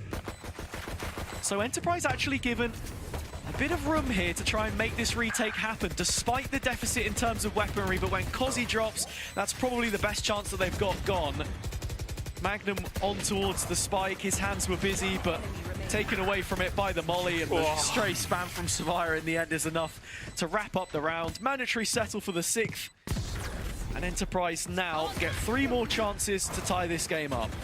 Yeah, I mean, that's it, right? It gets them closer and closer to that, I guess, big gap that they're looking for. They have to be taking an advantage into this next half, or it's a failure on the attack side, I would say. 3 chances left for Enterprise to find some form and take something into the next half themselves. Ultimate's available for both teams. Who strikes first? Go, go, go.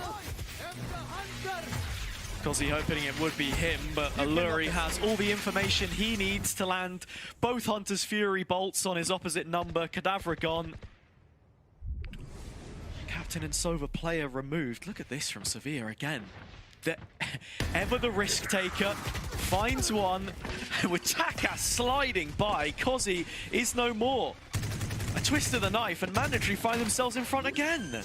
Yeah, it feels like the timing just not working out in Enterprise's favour. It does this time though as the Tonk's cut out. So 3 versus 3 on site, but do have to retake with an operator. Lime has proven that he is capable. Magnum getting ready for the drop. TP across the site. No real setup to get this going other than the one flash from Lime. It's a fake of the TP, but the rest stick the landing. Magnum out from the heavens.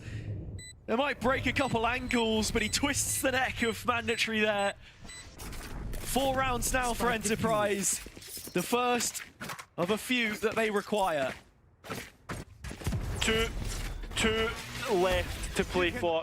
If Mandatory can get those 2, that's gap a respectable one. But if Enterprise close that at 6-6, I do favour them to try and have a real good second attack half. I mean, the other thing to consider here is that Mandatory are much better on the defence than what they are on the attack, Kaza. That's worrying if you are an Enterprise fan. Yeah, like we were saying at the start, felt like they had an opportunity here to really put a wedge between themselves and Mandatory at this stage.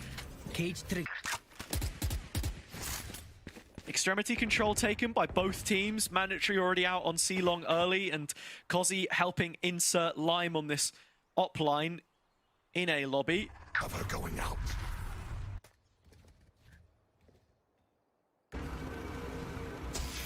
Mandatory again just building this default around mid control, and if they can't actually take any of that ground towards C or Garage, then you're just expecting this straight up hit, one which Enterprise will be prepared for this time.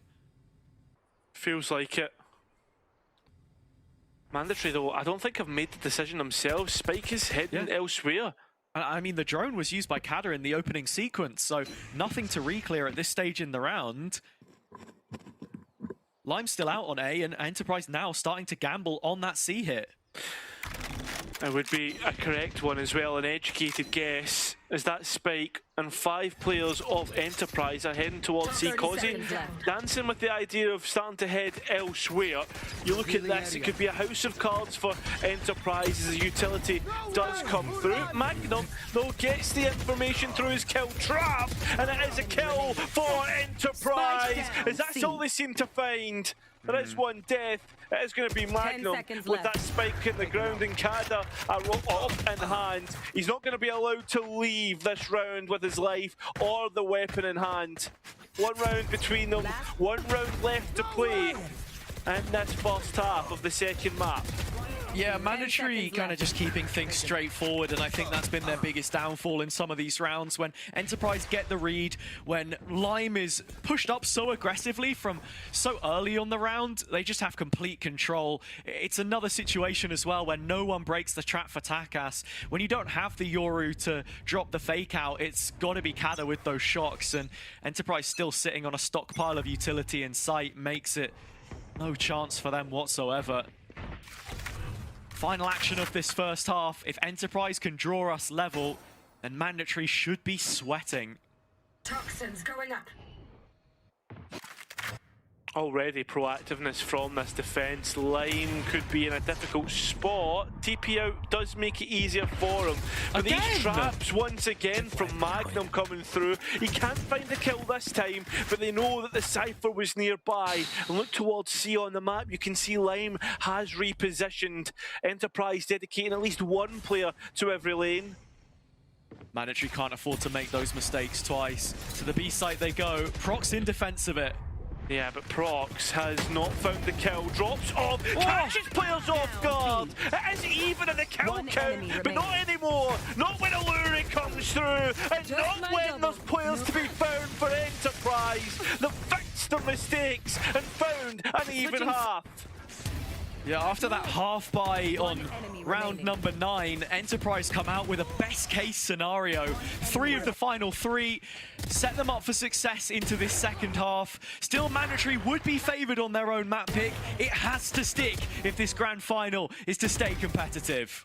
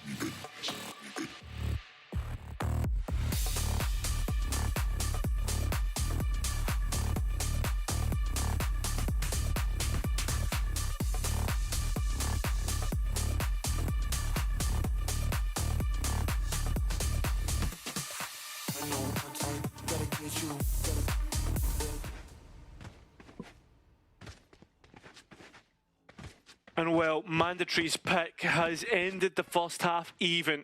This last half, most important. And if it is going to be Enterprise to win out, you feel like they just have this grand final in their own hands. This might just be the most important half of Valorant that Mandatory will play in the opening stage of Challengers EMEA. Not just this, but the one that follows it afterwards. Bind still on the back of everyone's minds right now as the French side move to the defense. The Tunk first under the microscope. Magnum has stopped just short of this turret, so yet to be spotted and quite the surprise it could provide. Oh, that was a surprise as well. Severe in the corner, and you can see just there the Tonk still within his own as he plays round the Viper Orb himself, but Enterprise well aware and the patience paying off. Advantage for them and bodies continuing to drop. That's the way it is. Almost flawless as Prox got caught off guard in Garage. Enterprise with the advantage first in the second half. Double pistol for Enterprise on split, now into a second half pickup here. Just bookending the half with back-to-back rounds.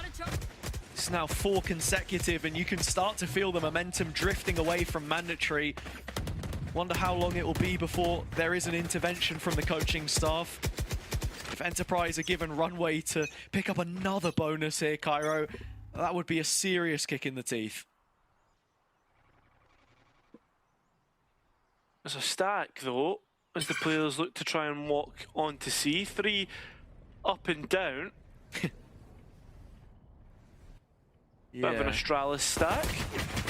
Hello. Oh. Ouch.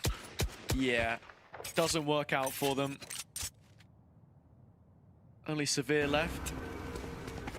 And I've got to say, Enterprise have done pretty well to handle the situation so far, as they have done in all of their anti-ecos.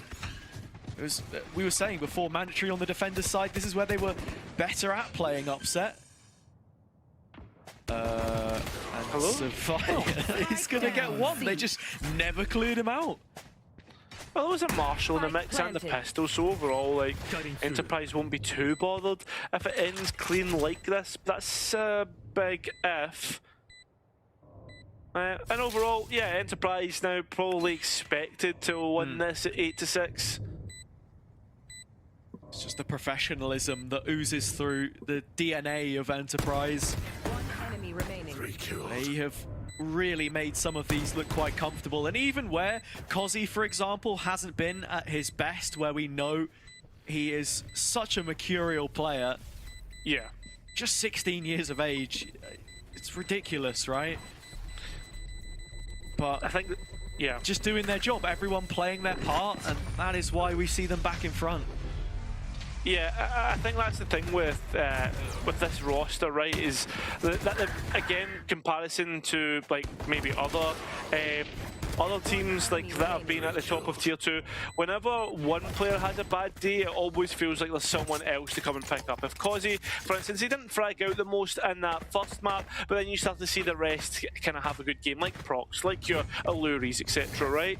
And now we can start to see Kozi feeling it a little bit. Magnum as well, who didn't have the best first map, he's starting to show us what he's capable of, and Enterprise just have this well-functioned, oiled machine. The Tonk trying to stand in the middle of C and is forced back. Scanning ahead.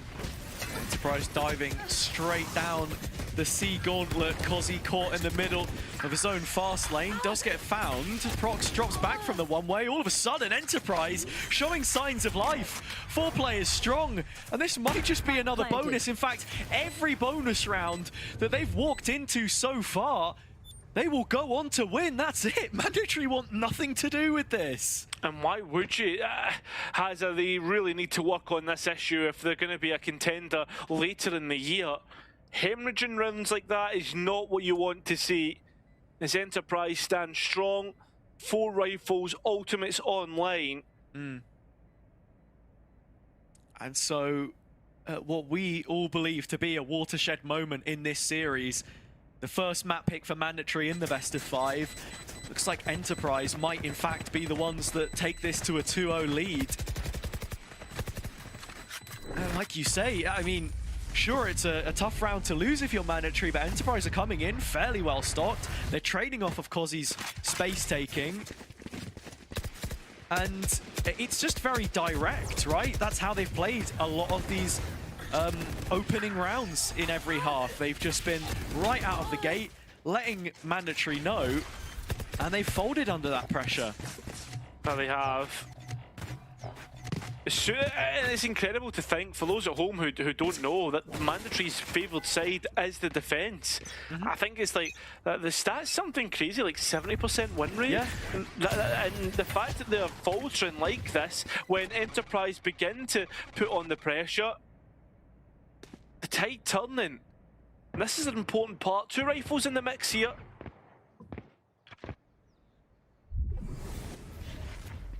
Like I said earlier, Mandatory won a few big eco rounds yesterday as well in that game against Ukam. Just classics and the like. Here, of course, building around a couple of rifles. One of them we're on board with Kada.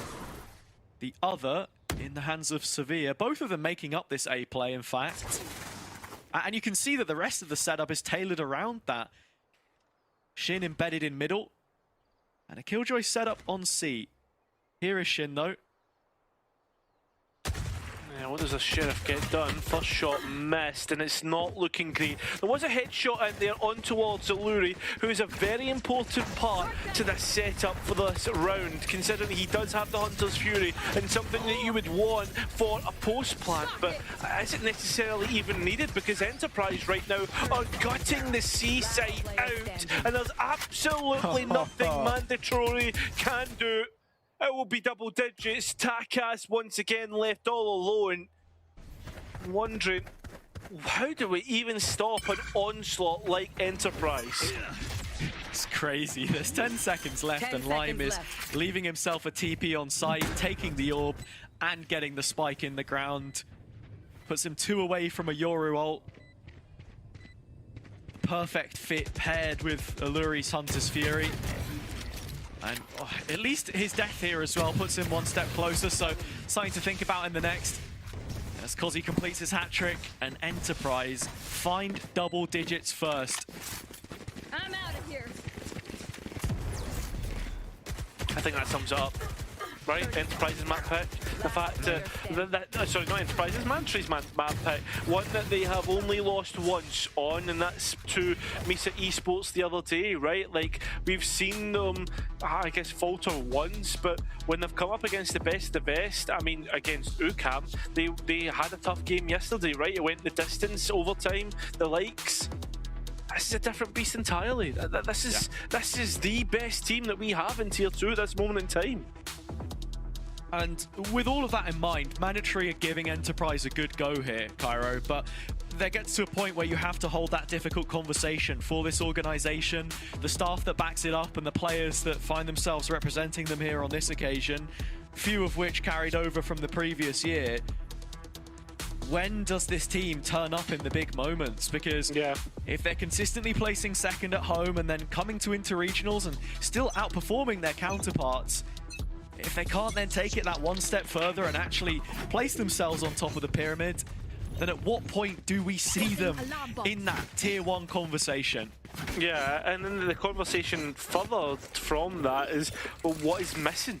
What actually is it? Is it like a kind of performance coach that they need? Is it someone to sit them down and say, guys, what is actually going on? Or is it just the limits of the French-speaking talent that we have as the sole flag bearer? This point in time. Questions which we may have answers to in the future, but for now, Enterprise with a quick A take. Mandatory set up for a retake, a difficult one. The amount of utility left. Oh, and Takas has actually found a way back in here. This Enterprise have left procs all alone through long. This is an uncomfortable position to be in if you're Enterprise, because the retake already thinking about coming through. The players of Enterprise have swapped positions and somehow managed to come out on top. Magnum low, that spike in the corner, and it's protect the President, which they're doing so successfully. Cadden out under pressure in heaven from Causey, and he can't stand the test. Takas looking to be the thorn under the nail. Doesn't get his opportunity. 35 seconds ticking down. Enterprise can go elsewhere, but they know they want the elimination, they want the kill, and they've got 11. Yeah, slightly misspoke there, because when you actually looked at the utility, Mandatory had loads of it. Enterprise invested heavily in taking site control, but then froze up and paused off the initial pick. Mandatory end up looping all the way back around long and just never really found themselves in control of the situation. It wasn't a flood, nor was it a true retake. So an awkward situation, which ends up benefiting Causey on his wraparound through spawn. And now it's a mixed investment to keep Mandatory in this grand final. One away from that point on your opponent's pick, Enterprise. They know exactly what they need to do. Mandatory have been floundering when it comes to answering the questions that Enterprise have asked.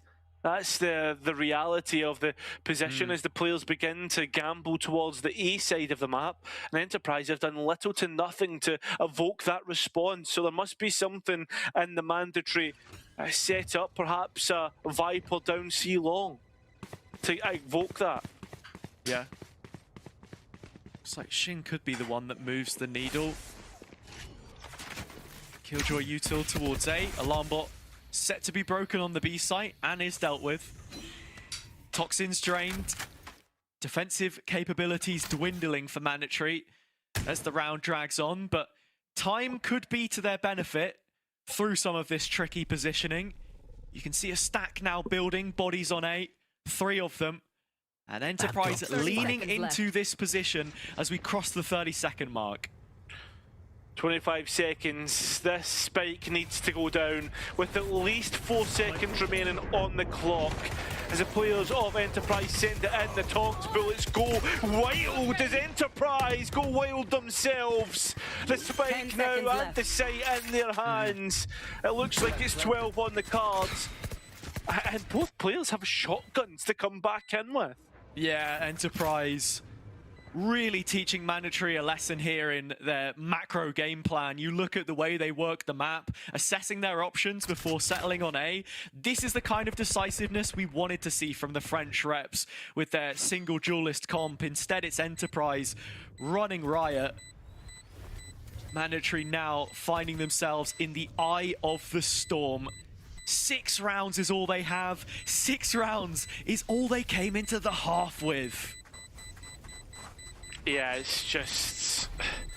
And the thing is, though, coming into this half, I actually favoured Mandatory, believe it or not. I thought myself defensive records, the fact that we've seen them perform time and time again.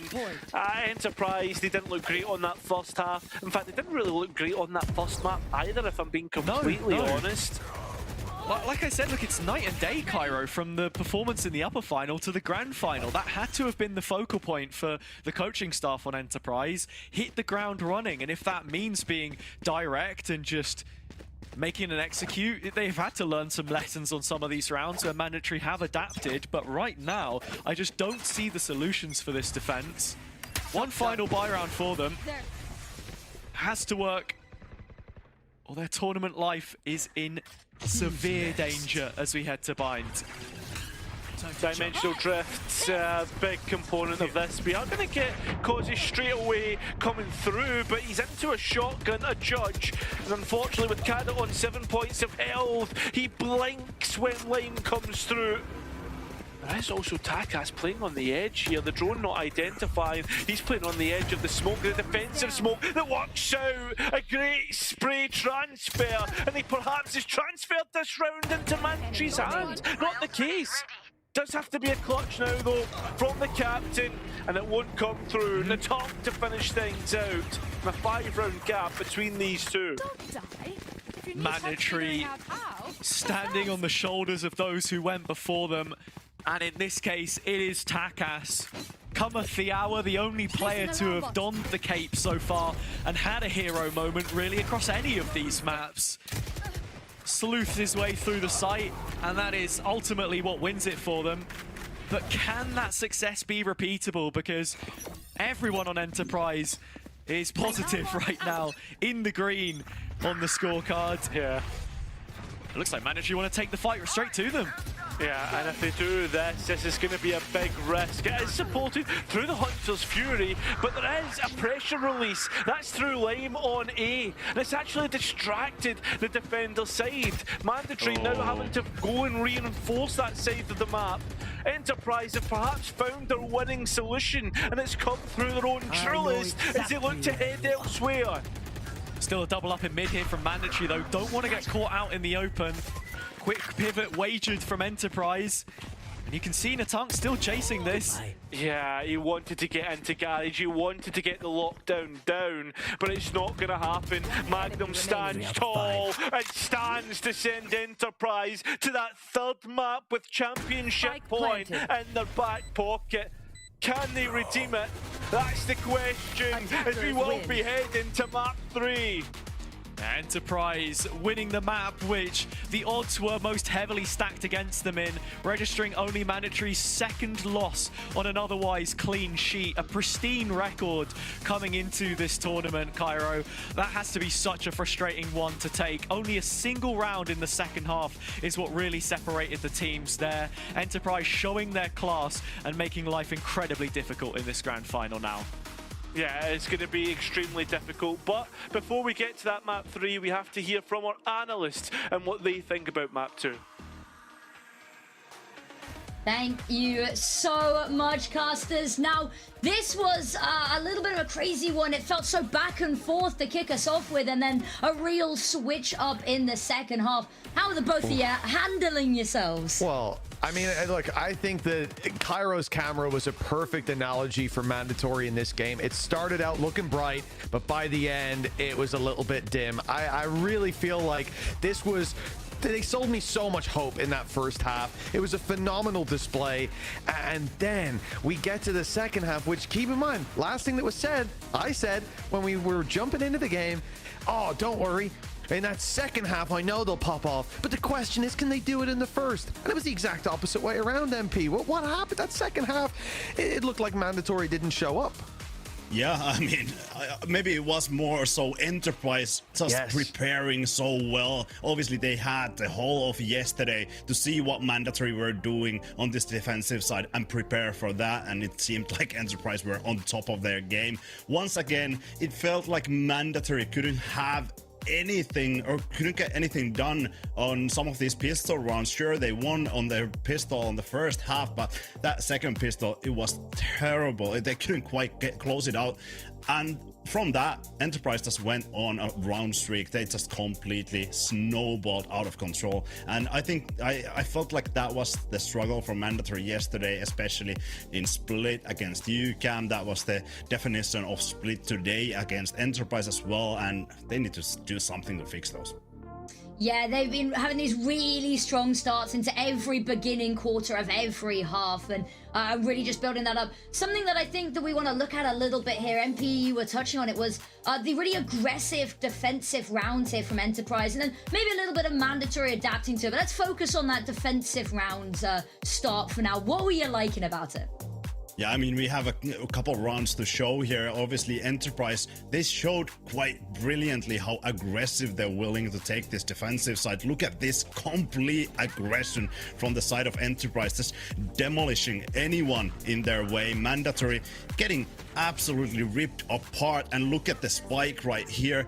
From that, Mandatory, they kind of went down on a timeout on round 7, and they adapted greatly here. Takas, he's just on his spawn. Pretty much deepest that he's gone right there was a lobby, and he's picking up 4 different kills with the operator, waiting for Enterprise to come all the way deep on that defensive side. So great adaptability from the side of Mandatory there, but I think in the end it wasn't quite enough on that second half.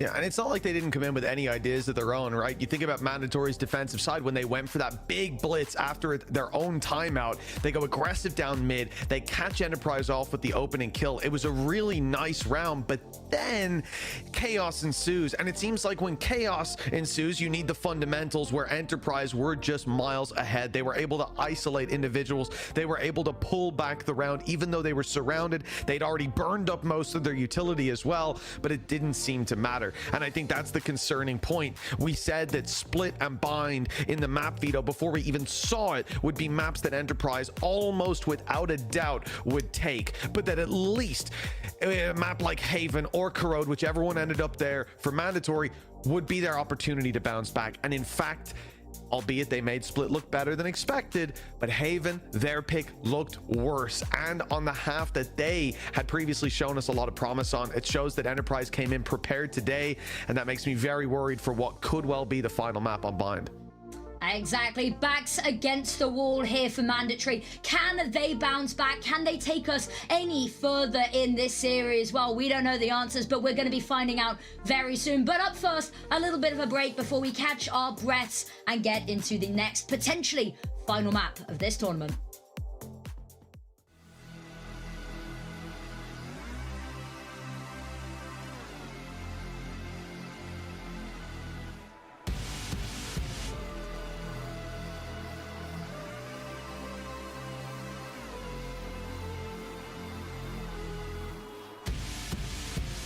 Am I learning my lesson? Never running from wreckage when it's getting too close. A million reasons to turn, a million ways to get burned, and still inside it I go. I'm caught inside the fire again.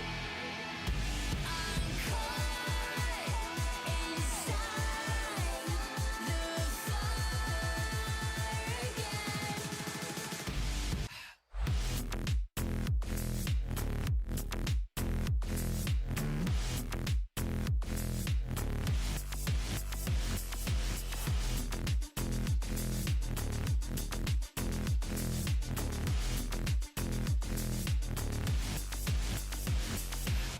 Follow me into the depths of hell. Maybe we're already in it and too close to tell. In another life we might be playing it safe, but not here with fear. Now we're playing with fate. Don't be fooled or mistaken by my angel face. I'm just a hothead looking for a reason to break. I'm the wizard of death. I'll come visit you next. Whisper my name on an X till your very last breath.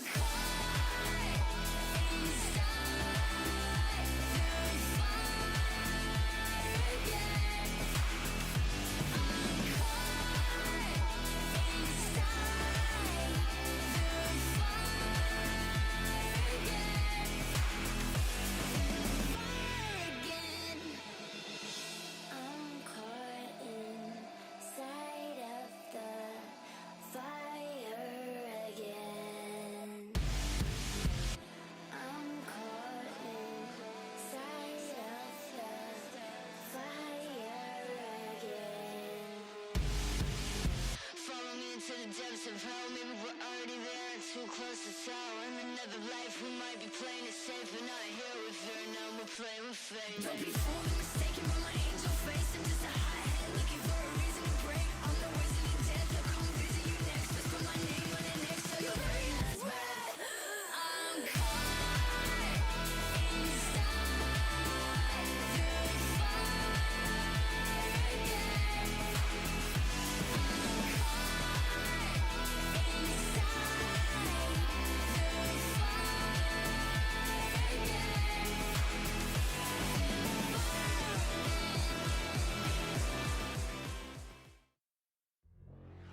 Welcome back, everybody. Bind coming up next, and well, I'd be lying if I said that we didn't have our doubts coming into this for the side of Mandatory. Backs up against a wall in a map that we have yet to see them take a victory on this year. Now, any thoughts coming in on potentially what we see? We saw the Split adaptations coming in earlier. What they've had hasn't been working previously. Do you think we see it, you know, all of the rules, all of the playbook thrown out? Or do you think we'll see them maybe attempt to stick to some semblance of normalcy? So I think they will stick somewhere around there, but I do think they have to switch something up. I think Mitch, you highlighted it greatly, and I'll actually let you take this point away, that they probably have to change something for anything good to happen here, right? Yeah, I know he said like you either win or you learn, but like I don't know what the learning can be necessarily from the last time that they played here. Like the attack side did not work, and I think an overhaul, it certainly stood to them when it came to split. The question is though, where do they shift when you've got the Yoru on Takas and the tank on the Raze? It seemed like it could have some promise, but then Takas is coming in on the Waylay, much more of a comfort for him. I like this, somewhere that he gets a much more impact, and the Waylay with the Neon can be so strong. In fact, what you're basically looking at here is the new meta. Maybe this is even something that they're planning for the future here in getting reps in. The agents aren't buffed the way that they will be when you get to the live patch, but I like this comp more. I think this is going to play to their strengths. And the tank on the Neon, I'm curious. So that's the thing what I'm curious about as well. This will be the 6th time for Natank to play that Neon, and I think I've never seen Natank on an official with Neon. I missed all of those. I much prefer him on that race, but surprise factor for that at least. Yeah, I think you might be right as well, is that Bax very much, you know, there's no leniency here. This is it, do or die, best of 5. You lose this one, that's the 3. They've won the tournament. So if you are going in with this with a worry that this is just a map you're not confident in, if you can put some reps in with something you are looking to the future with as well, it gives you just that little bit of an edge to get another official in with something that you're planning. If it doesn't work here, maybe back to the drawing board. But there's nothing really to stop them other than themselves, and an absolutely dominant opponent lies ahead. And we got 2 casters to take you through the action. Hazza, Cairo, take it away.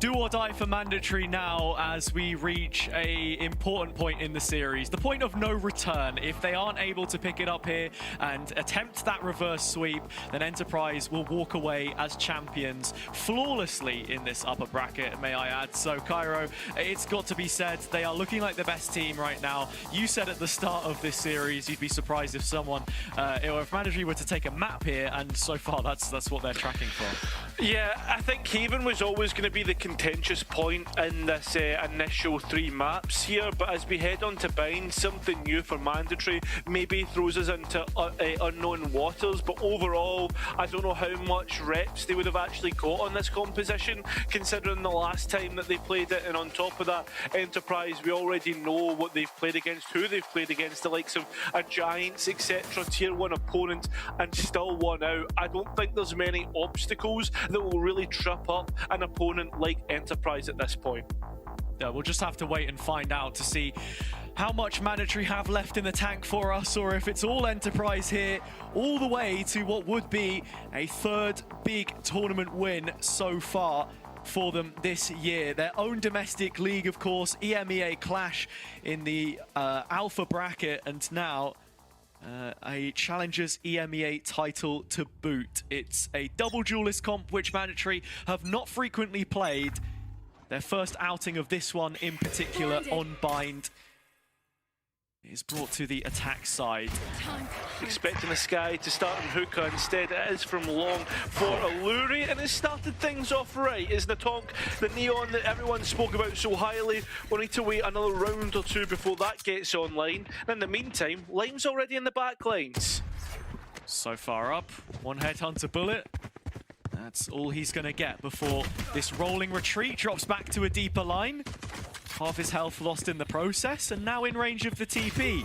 Lime still wants a little bit more, but Survivor's going to check him out. Shin at the double! Make it 1 more! And that is a 2nd pistol in this series for Mandatory queued up.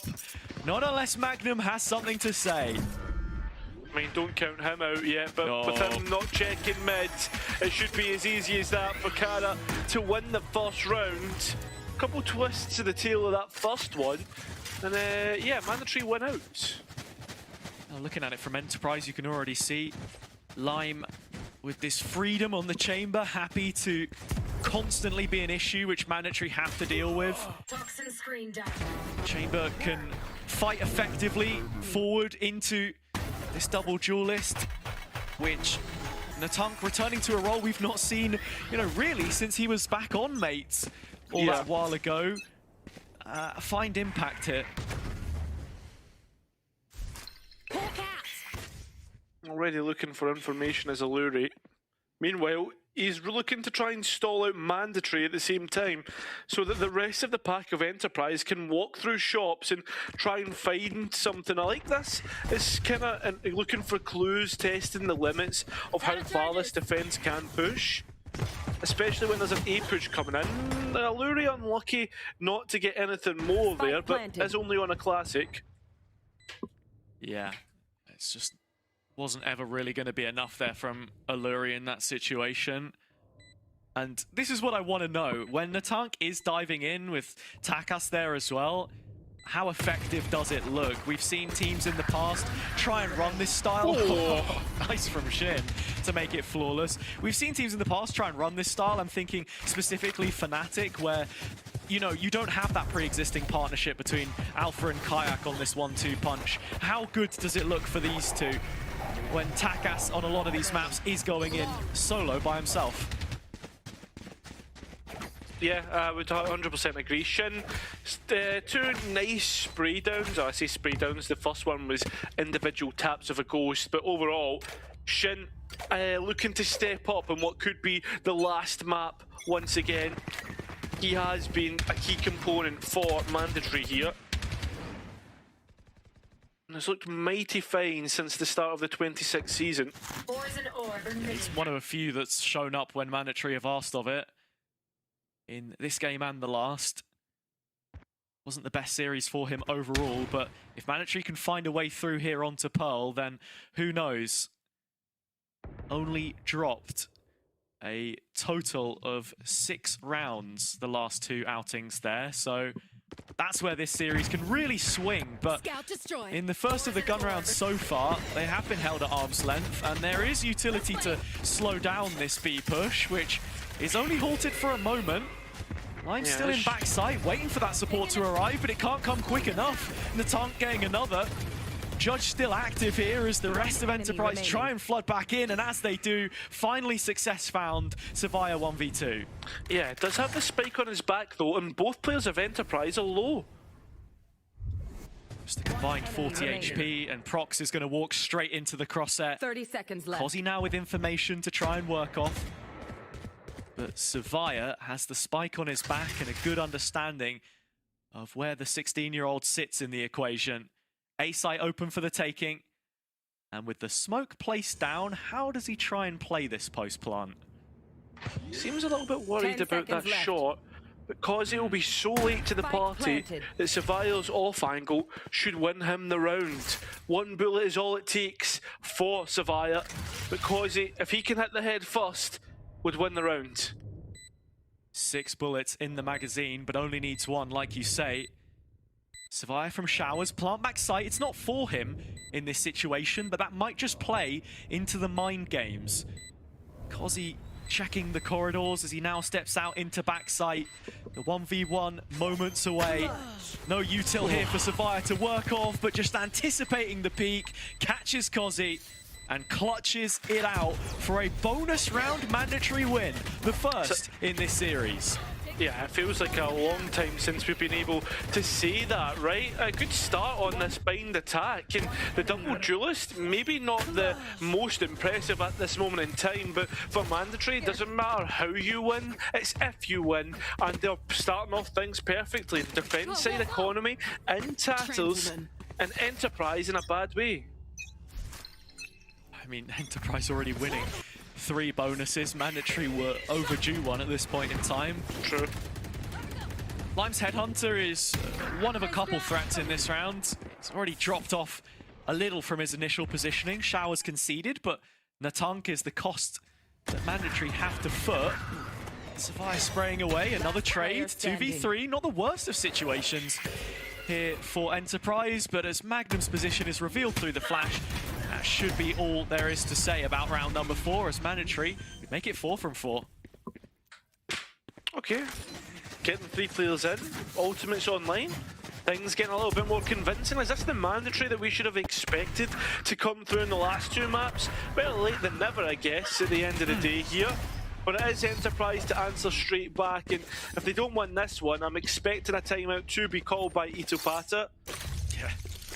And look, much like the Hammer they represent, this is such a momentum-based team.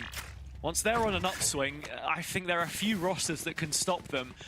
That is emblematic of their Pearl performances if we're talking about the upcoming map, but that's only if they get there first, Cairo, and I just do have my own concerns about if they can continue on this trajectory.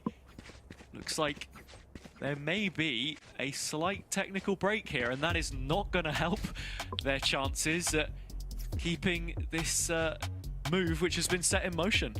Yeah, I think the big aspect for me coming into this map is when you look at both teams, this is the first time we've seen Mandatory actually play this composition, whereas for Enterprise it would be looking like the third. So overall, 15th time playing Bind, those tendencies will be similar to those of the other comp.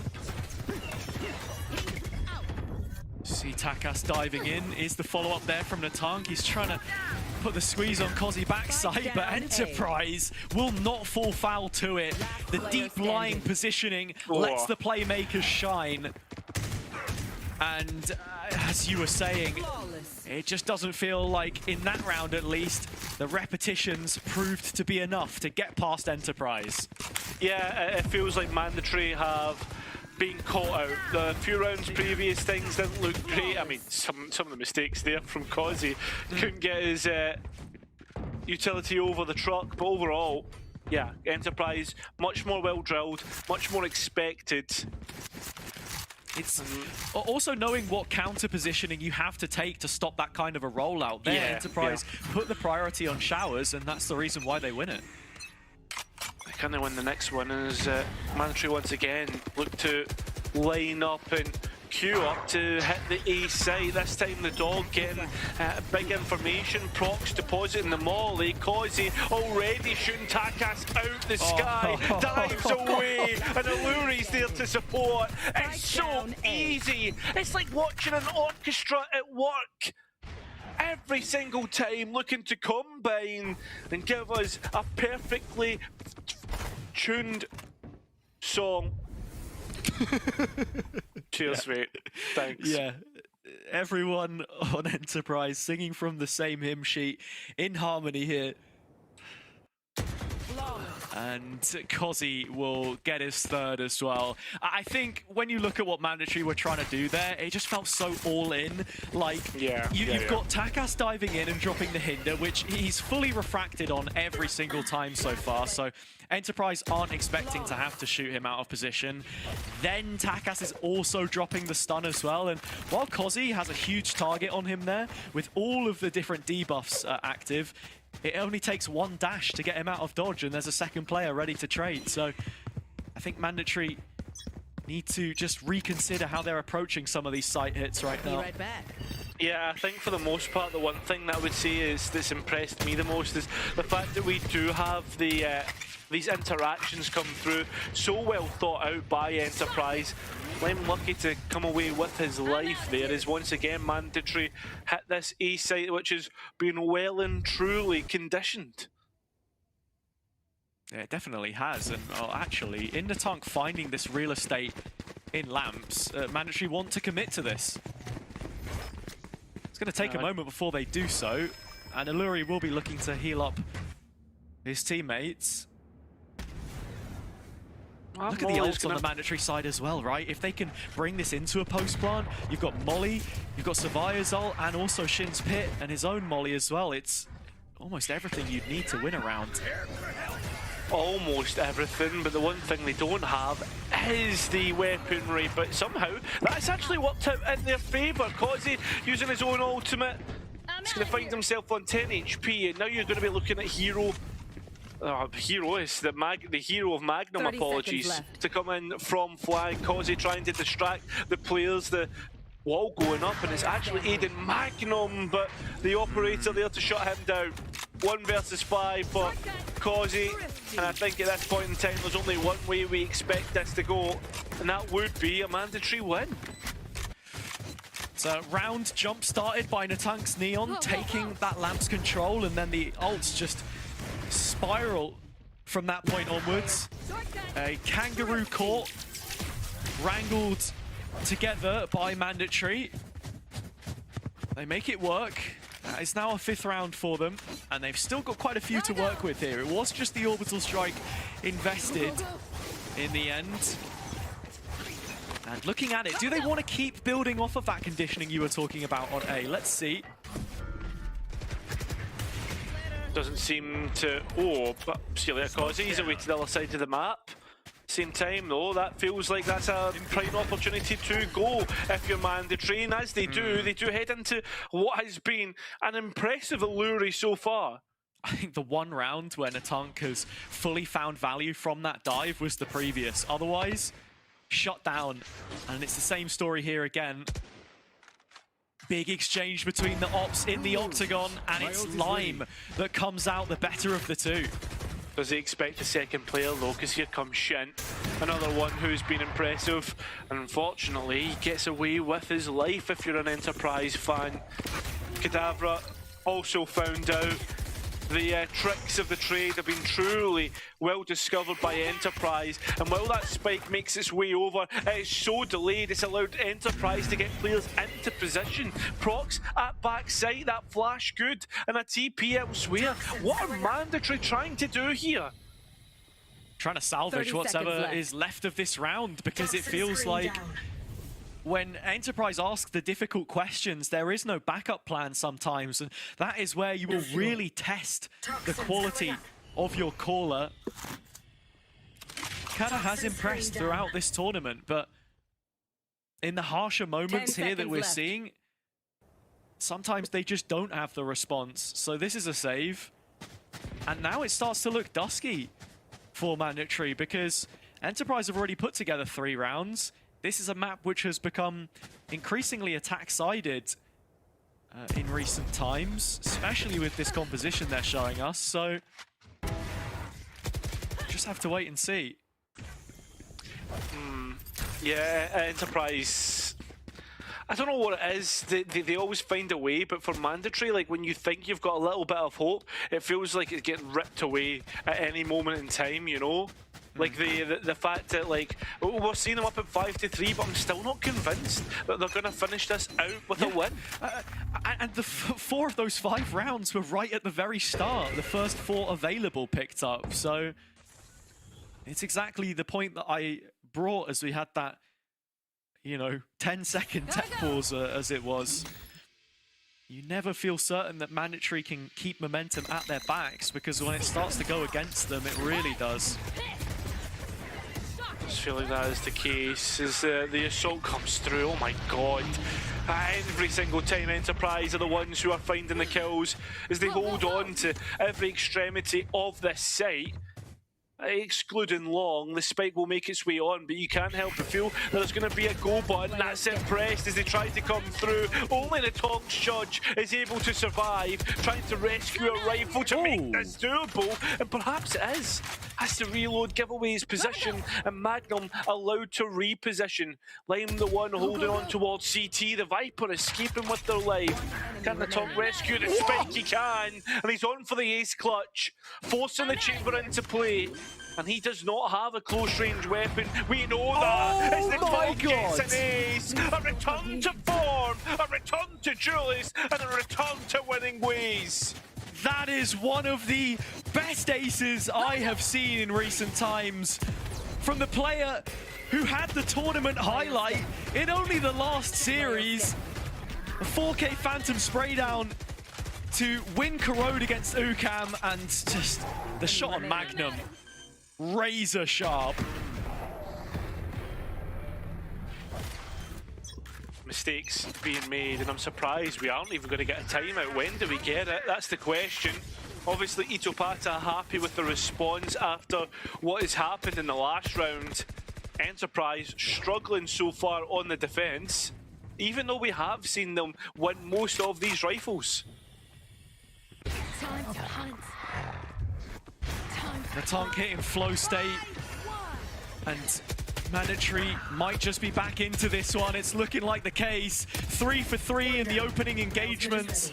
As Enterprise try and find their footing in this one. Planted. The French side continue to flood forwards.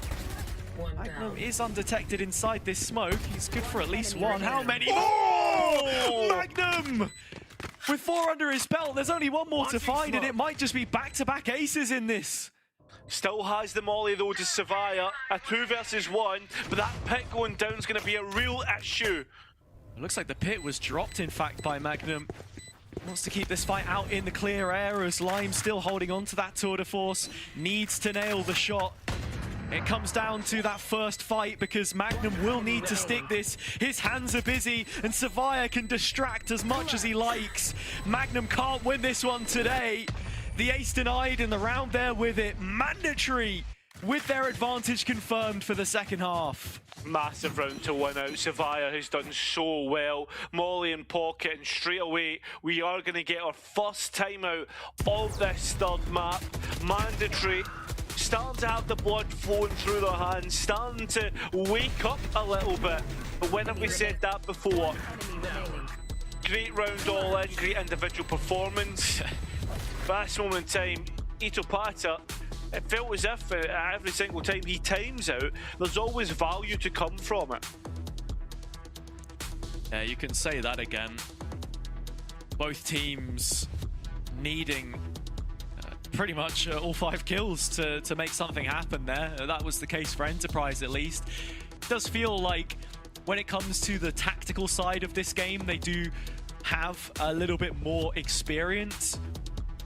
And they look a lot more well set up, I would argue. However, Mandatory have been enjoying their players now, finding the kind of form that they've wanted to enact this style that they run so off the cuff throughout the afternoon. Taking risks, making things happen. That feels like the only win condition really for them against Enterprise so far from what we've seen. The command will be settle down and trust the process because Enterprise, for the most part, shown us some pretty good rounds. It's just been this brute force, this individuality that Mandatory have really surprised Enterprise with.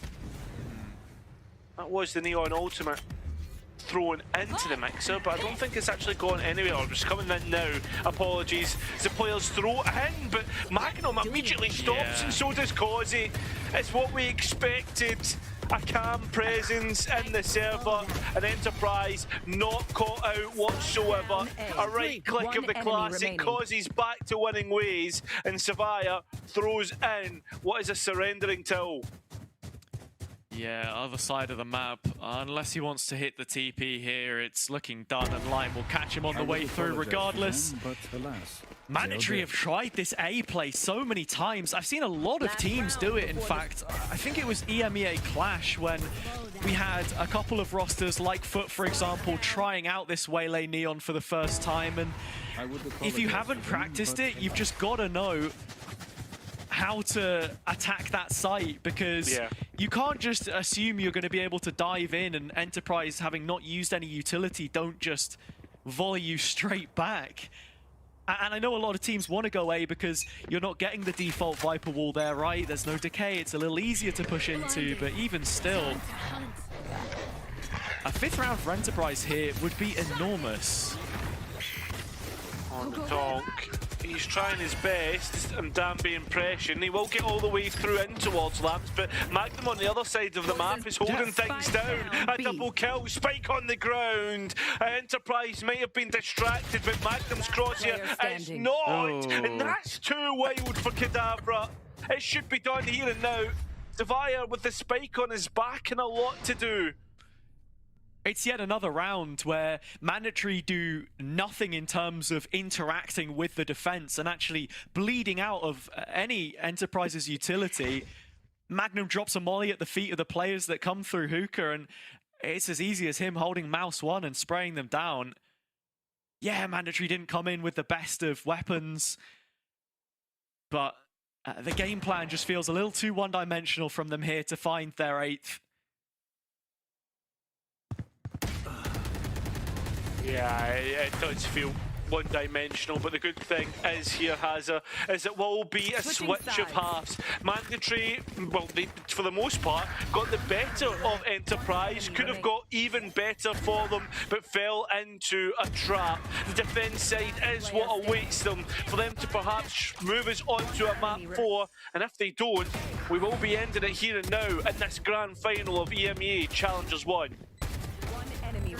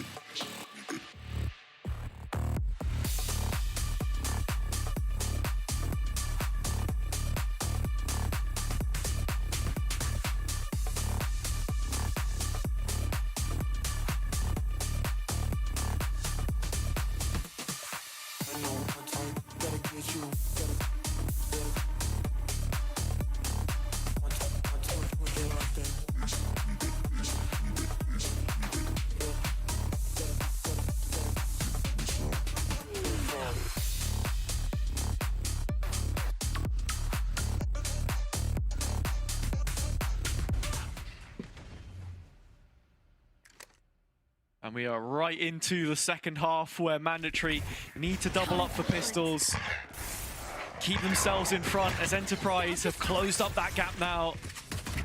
It's Kozi leading the line for this attack as they're splitting the pin. It's down both sides of the map at once they head. Shin the first tasked with stopping them, and he does succeed.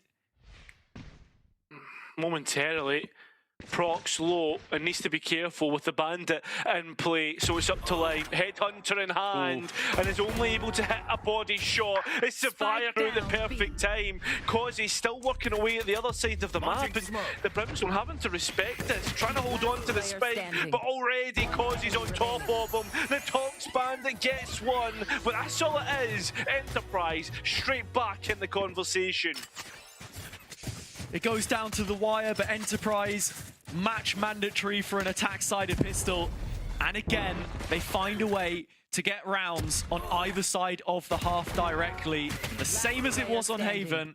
And to remind those who have maybe just joined us here, there was only a single round picked up by Mandatory in that second half before we made our way over to Bind. And the fear is that history could soon repeat itself. This is a team which find themselves in that kind of position far too often for it to just be evidence.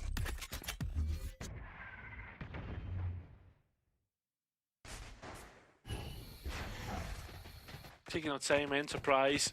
Let's attack. Scout We'll destroyed. find some difficult things to deal with, like for instance, Survival's Bandit, which got a double kill on the last round on the Tonks Shorty, which looks to hold on towards Showers on A, and that's exactly where Enterprise do head.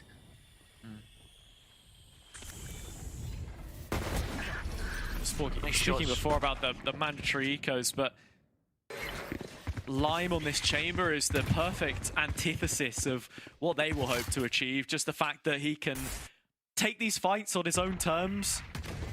An agent, of course, that isn't going to be facing any nerfs in the upcoming patch when we do change over. So as capable we know he is as a player, it's something to be excited about for sure. I think, like, for the most part, what people need to consider is I think that is pretty much a Euro substitute in the meta, right? A lot of people thinking Neon Whaley is the answer, but personally for me, I think it could be the fact that Chamber gets now started to cycle in. Nice Molly combined, and Prox will get his kill. Yeah. See, it's nice little combinations like that the Enterprise have over Mandatory. Exactly, it's just diligent, especially against this kind of a purchase or lack thereof. Lime cutting through them with the Marshal.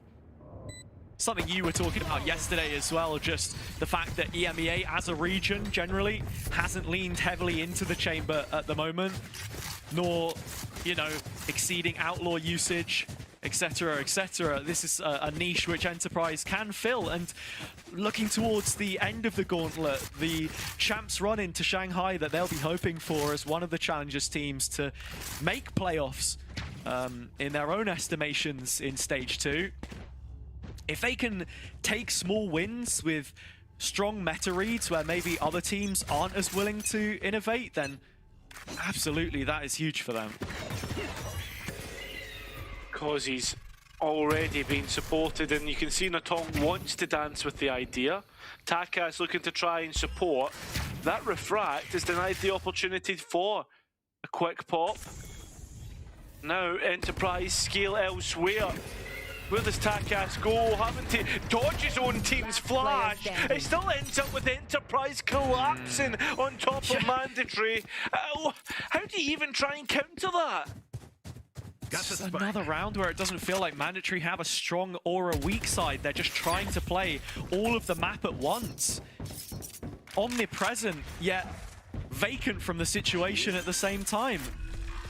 We were speaking about it back on Split, you know, that they'll have one player gambling, taking a push. Maybe it's Savaya, maybe it's someone else. And they're doing the exact same thing in a different lane, so just leaving themselves hung out to dry, and Enterprise taking the lead.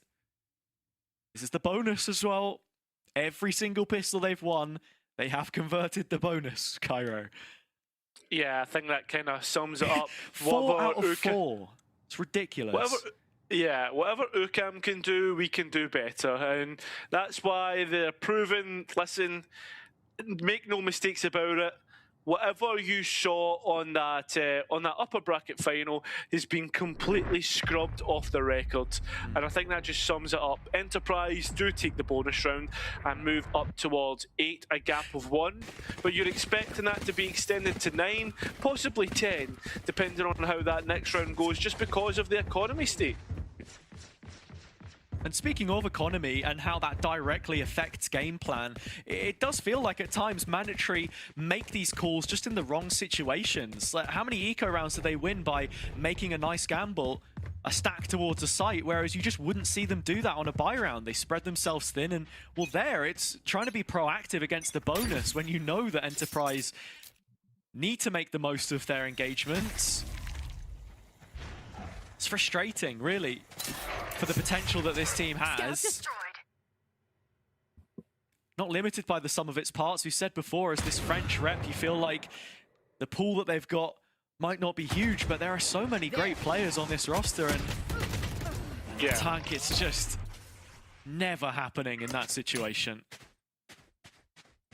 No, what can you even do? I think for the most part, Enterprise, I don't even think they've picked the best of, like, X-Tier 1 talent, you know? Like, they picked up Magnum, which, again, not going to go through this conversation again, in terms of, like, should have been on a Tier 1 roster. Straight up, that's what I'm saying, that's my opinion. But for the rest, right, Causey, sure, is the enigma, but for Lime, Prox, Alluri, you know, like, Prox for the most part, I think most people would have thought great player, but should he have gone straight to a team like Enterprise? Should Alluri have been given that chance to IGL roster like this, considering there's probably other options out there, right? I mean, it just feels like it's not built for how much firepower and how great can we actually get.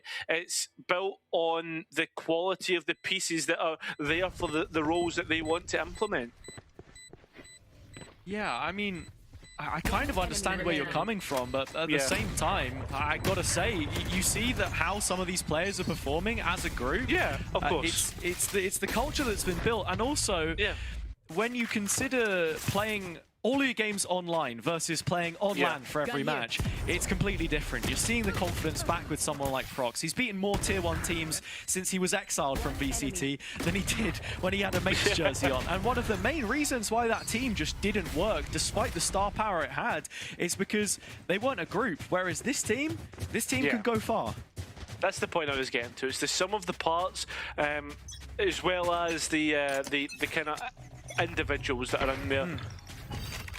And right now, Taka's trying to be one of the individuals. Crosshair high, if anybody wants to peek low, and as they do, he doesn't even get a shot off, which shows you the level that Enterprise are at. This is the rifle round. This is where Mandatory should be able to answer back.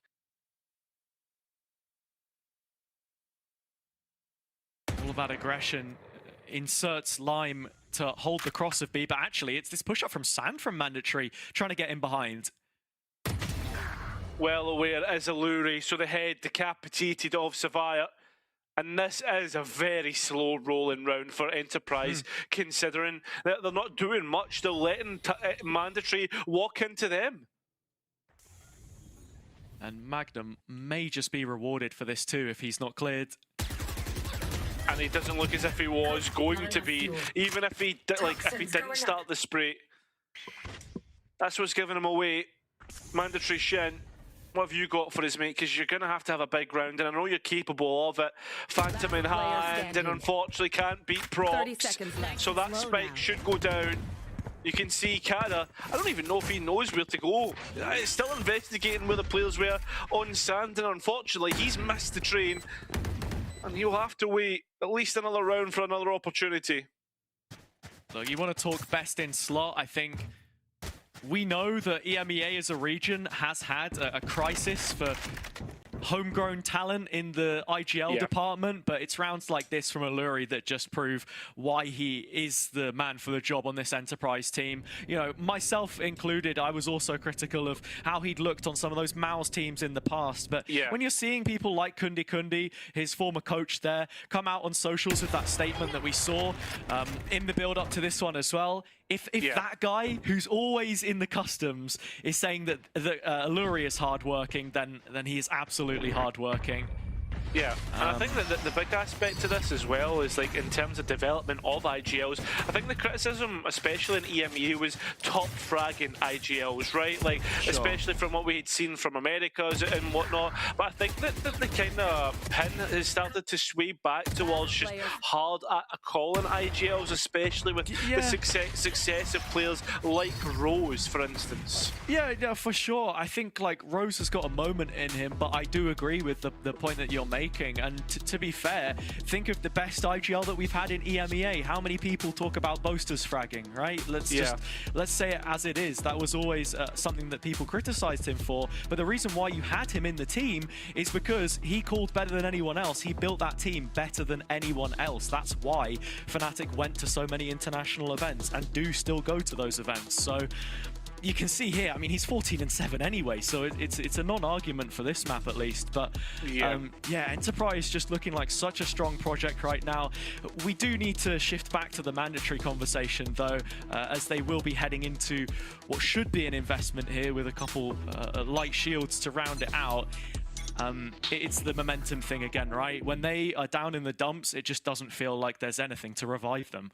Yeah, and I think that's the worst part about it, is the fact that it starts to worry you ever so slightly.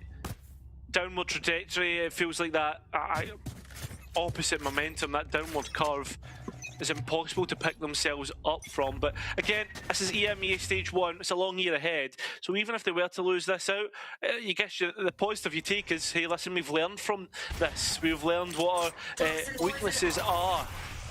As Mandatory have well stocked this B site.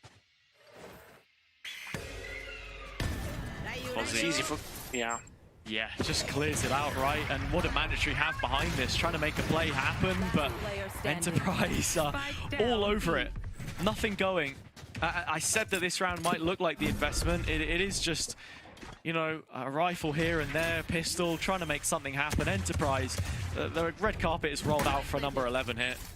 Yeah, 11, which we should probably combine on towards 12. And Freya, you're worrying from Enterprise, because realistically, when you find a mandatory fighting to deny 12 and can't do it, you're on an equal, you're on a mixed buy to stop what is championship point in Enterprise. They've already shown us, no matter if you've got rifles, Odins, operators, whatever it is, they have got what it takes to win that round, and that's exactly the case here. Yeah. Just looking at the map dynamic as well, how many times have we seen Enterprise on both attack or defense really thrive on the extremities? Something which Bind is built around, you know, the TP mechanic. If you have control of B-Long or Showers, then you're set up really nicely for your executes, and it just doesn't feel like Mandatory have the synergy to actively take space in those areas. That's where a comp like this just does require so many repetitions to get right on its defender's side, because for all of its offensive tools, when you're the ones that actually have to receive and soak up some of that pressure, it's not always going to be as straightforward, and that is the reality check that a lot of teams are going to receive as we're heading into Stage 1 in VCT. So the Viper's Pit deposited as mandatory, tried to hold on, and already the combination of utility has committed Savaya to the underground, to watching on the spectator screen. Seems if the dog has cleared everything out on the B site. Already a flash going out to confirm and play in the tonk, but all this utility, all these ultimates are just committing every single time Enterprise to a winning moment. And the last two remaining players of Takas and Shin will go for a save. I mean, Kozi Kozi's got two abilities on Waylay that can hinder someone. And Prox has two abilities which can deal damage to someone. Both of them have landed, and both of them have found kills in that round. I don't think you could have a better case in point of how Enterprise are able to set up some of these rounds with little set pieces, where mandatory, the playbook just doesn't go that deep right now with this composition. They are being outclassed, and it is a sad way to go for a team that really entertained us with a reverse sweep yesterday. So consistently has done in the past when you consider some of the runs that they've been on through lower brackets. Yeah. But this is a division in class right now. Yes, I mean, the great escape that they were able to make last year. In fact, that was the same tournament that these two played in last time. And do you want to know the score, Hazza, in that best of three? What was it? It was 2-1 in favour of Enterprise. So it seems at this moment in time, no matter what the roster, no matter what the time, it will always fall in Enterprise's favour. What could be the final round of this grand final, unless mandatory have anything more to say, is queued up. Line with his operator ready to fight short. You can see where this one's going. A chance for him to pull the trigger. It was a no-scope. And with the Tonk exiting the round early, the first step towards another title taken. And, well, we can see Kozi already has found information as to where players are set up, trying to play in Magnum, and does so. Right in behind. Magnum gets his first of the round. Enterprise on the warpath. Coming down to the final three members. There's an ult combo in there if mandatory can search for it, but we're still yet to see those signs of life. Finally, combination coming in, but split up in two different positions. Line will thrive, and Magnum there as well. Enterprise ascending towards greatness yet again. Forged in the fire and built to last. From the clash beyond the mountain to the peak they now sit upon, Enterprise have conquered challengers all over again. Yeah, they have. Enterprise, they were our kings in waiting, the champions-elect. They have finally gone and taken the crown. It would have taken a monumentous effort for mandatory to even try and scratch the surface of what Enterprise had, and I think Haven sums it up after that performance. Such a well kind of constructed team, and the performances that we've seen so far in the early stages of 2026 are ones of hope for the Northeast region. Mandatory did brilliantly to make it to this stage. They were by no means the favourites in the top 4. In fact, I think most people probably would have ranked them last out of each of the options we saw.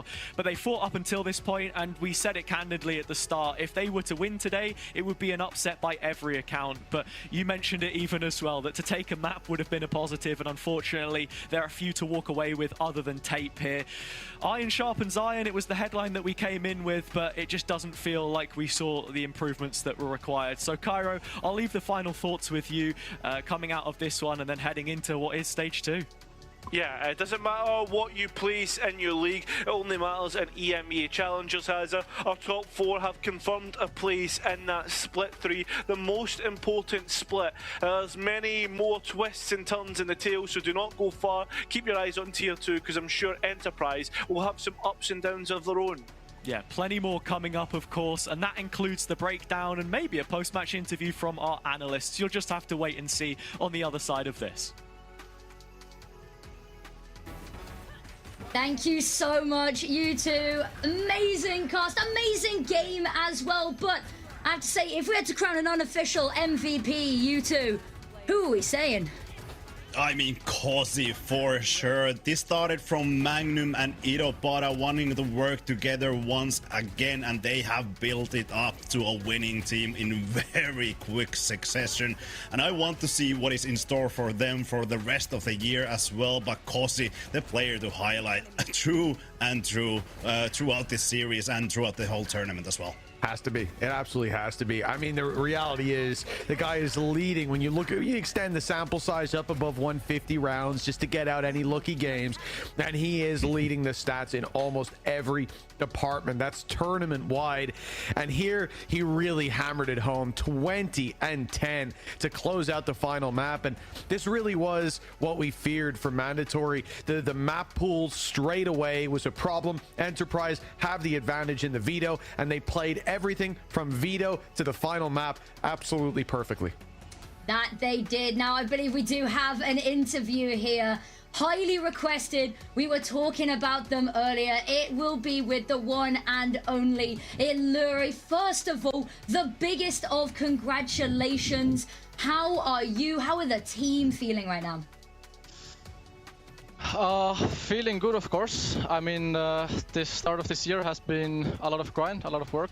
We have had so many officials, and we have kind of been waiting for this moment for kind of the important tournament, the Challengers 1. And yeah, it feels good to make all of that work count. So yeah, I think everyone's feeling really, really good. That's amazing to hear. Now, you talked about it there. You guys have been on the grind. New team, Cozy being brought in just a month ago. What has that been like, getting everybody integrated? Has the officials really helped, or has that made it a little bit difficult to try clean some stuff up? What's it been like getting everyone onto the same page?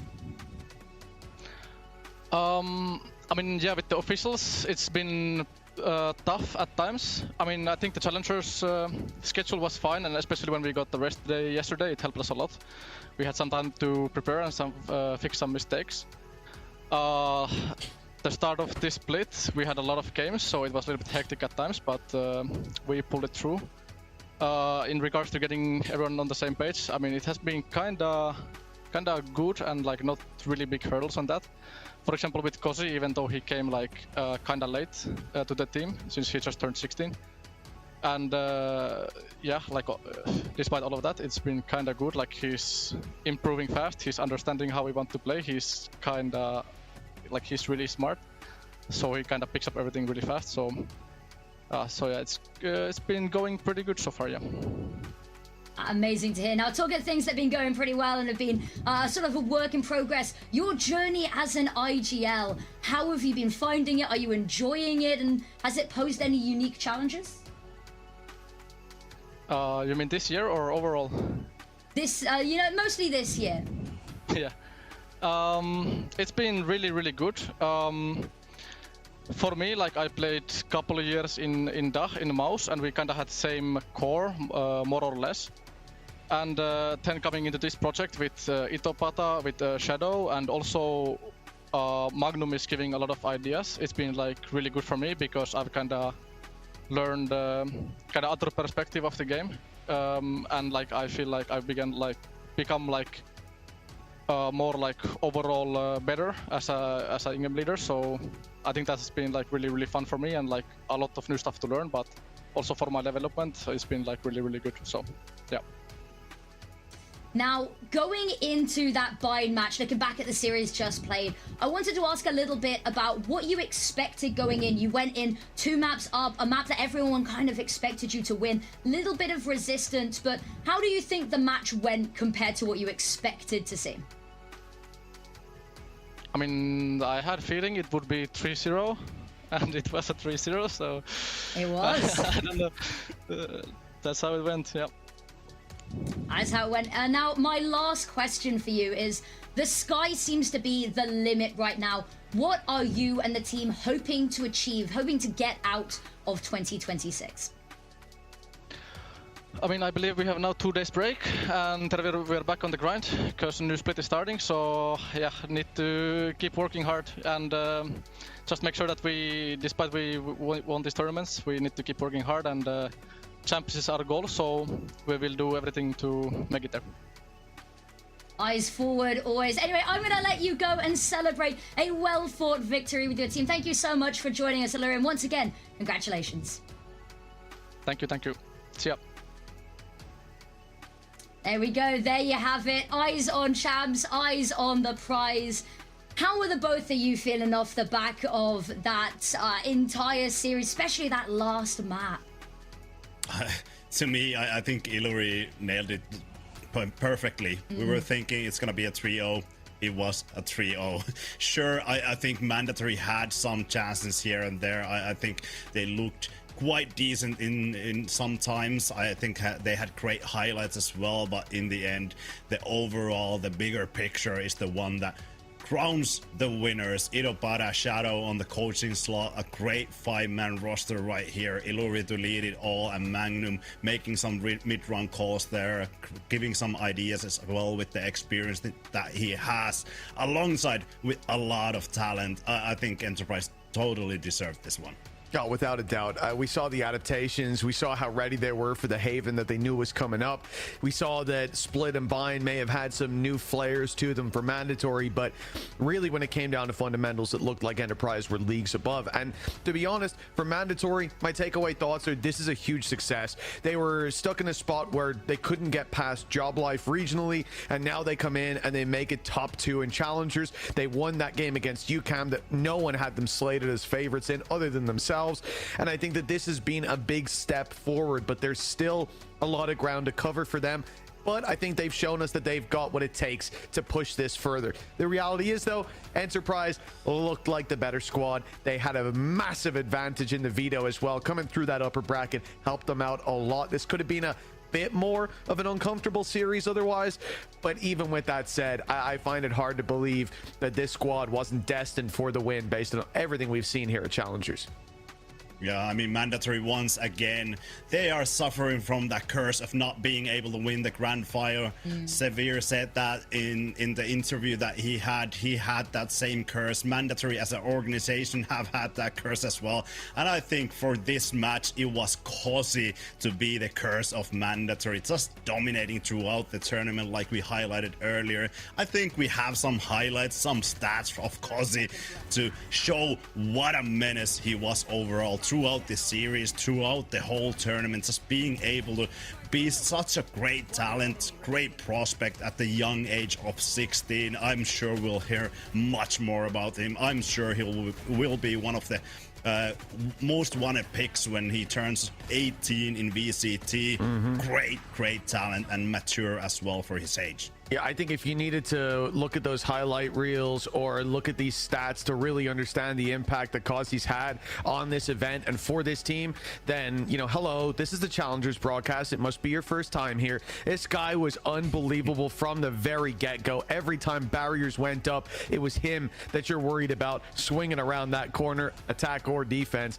It's really refreshing to see that as Valorant grows and as the years go on, that pipeline of young talent, it doesn't get any less promising. If anything, the ceiling keeps on raising, which is, it's beautiful to see. It is, and it's going to be something that we keep our eyes on. Of course, this is only stage 1. We talked about a very, very short turnaround before we get to see him in action once again. Now, another play that we got to highlight, unfortunately not the win, but we got to look at in the tank, is somebody that we had some thoughts when we came into this. We saw the Neon pick. Now, I know some reservation in the analyst desk going in. How do we feel before versus after the series? I'll say very briefly that you say we had some thoughts. I'd say I had some questions. And the main one was why and who's responsible for this. It seemed like a mad choice to put this guy on Neon. I'll be frank, he didn't play very well over the last couple games that we've seen. So that's a big vote of confidence from his team, especially when we've had other duelists, you know, very much performing to the top level. But there were some rounds there where I could definitely see the vision. And there's one thing I love, it's being wrong. And although I might not have went too hard on it on broadcast, I certainly was in my head thinking, this is a mistake. But he looked comfortable enough on it. I wasn't upset coming out of the game. No, absolutely. And I think he proved us all wrong. I think that was one of the best rounds we've seen throughout this tournament. An incredible ace there. 1 versus 5 situation. I think Mitch, you highlighted as well. Those 2 judge kills, kind of basic for Neon, but those 3 kills to follow that up, insane from Natsang. And we've seen him pop off some crazy moments. I think that was one for the highlights. That was probably one of the best he's had overall ever. Yeah, it was looking so clean. But that is, unfortunately, us done with all of our matches. Let's take one more look at the bracket before we go. Oh, actually, no. Going to take a quick look at the maps that we've gone through. We didn't get to see Pearl or Abyss. Either of these maps, anything that you really wanted to see? Anything that you're like, oh, I would have loved to catch Pearl one more time? So I think Pearl would have been interesting to see how Mandatory actually goes about that, especially against Enterprise Esports, because they have had great success against UCAM, against Misa right there. I think their game against S2G was quite decent as well, but in the end it wasn't quite enough. And for me, I think Enterprise being able to win so many pistols and win out the rounds after that, especially in Split, I think in Bind and Haven as well, both of those maps, when they won their pistol, they were able to snowball out of the hand. And something that Mandatory has to fix is to maybe have something to stop that snowball, be able to fight that bonus round of Enterprise and many other teams, UCAM as well. But I think that's for them for the next season. Enterprise being the victor 3-0, quite dominant effort from them. Exactly. Now, that is going to be it. Mitch, man, do you have any last thoughts for us? Any closing words to tie everything together for us? Well, I suppose now it's all about looking forward, and we have a big meta change coming. People are going to be leaning away from Yoru, and it's been very heavily used in this tournament by a lot of these teams. That identity shift is going to challenge new facets for these squads. Yes, we have our sort of power rankings going into the next stage, but a lot is going to change, and now the challenge isn't to do it again, but to do it differently. And I think that Enterprise, from what we've seen here, the system, the fundamentals are fantastic. I think they'll be able to pivot. But will somebody else be able to get that edge with a new meta and new ideas? That's what I'm most looking forward to about the future. MP, what are you looking forward to? What are you keeping your eyes out for? I mean, the talent that it always keeps building up, especially the young players that we see from these different leagues, different regional leagues. Cozy, the absolute limelight here, but we have so many more that are just about to turn 16 as well and have been building up their talent pool or agent pool, and I think we're gonna see more of them pop off as well. And I think those are the keys for me, those BBL Pacifics, non-sim Red Forces, those teams to come through the Premier system, go through challenges and go all the way into VCT. I love to see those stories, and they are what these circuits have been made for. Exactly, and this may be the end of one chapter, but another opening very shortly. We have got a whole year of action ahead of us. We've claimed our first victor. We have crowned them, but plenty more action awaits us. However, that is going to be us done for the day. Thank you so much, everybody watching at home, everybody who has played in the tournament and given us such incredible action to look over, and of course, the wonderful production team. But that being said, we're going to head off for the evening. Have a wonderful rest of your days. We'll see you very shortly for stage number 2.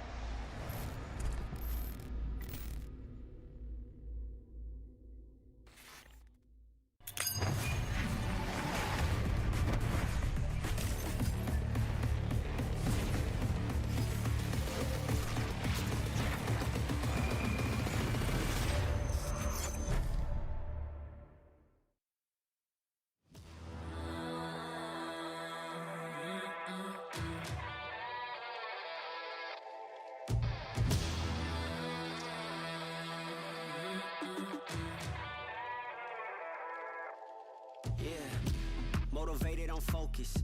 Came a long way from the lowest. Yeah, gotta get it, the mindset. Gotta put it in motion. This is the moment. Gotta one up my opponent. Back then they ain't noticed me, now they know it's me. I'm the chosen. It's my time, yeah, I put that on Bible. No excuses, gotta get to the final. Take all of my idols and turn them to rivals. It's all or nothing, man, the trophy is vital. Game time, bet I'm coming in clutch. No hang time, man, they can't keep up. The game's on the line, seconds on the time. Who can't fight? It's gotta be us. Better under pressure, go ahead and let it fall on me.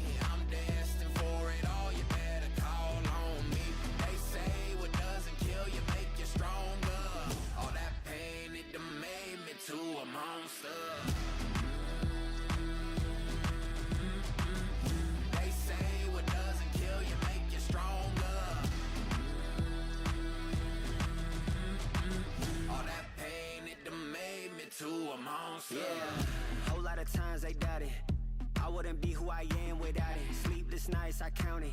It all paid off, it's really astounding. I had to keep the faith to elevate. Hope for better days, they were coming. Now we can celebrate, knowing every day is abundant. Yeah, it's my time, yeah, I put that on Bible. No excuses, gotta get to the final. Take all of my idols and turn them to rivals. It's all or nothing, man, the trophy is vital. Game time, bet I'm coming in clutch. No hang time, man, they can't keep up. The game's on the line, seconds on the time. Who can't fight? It's gotta be us. Better under pressure, go ahead.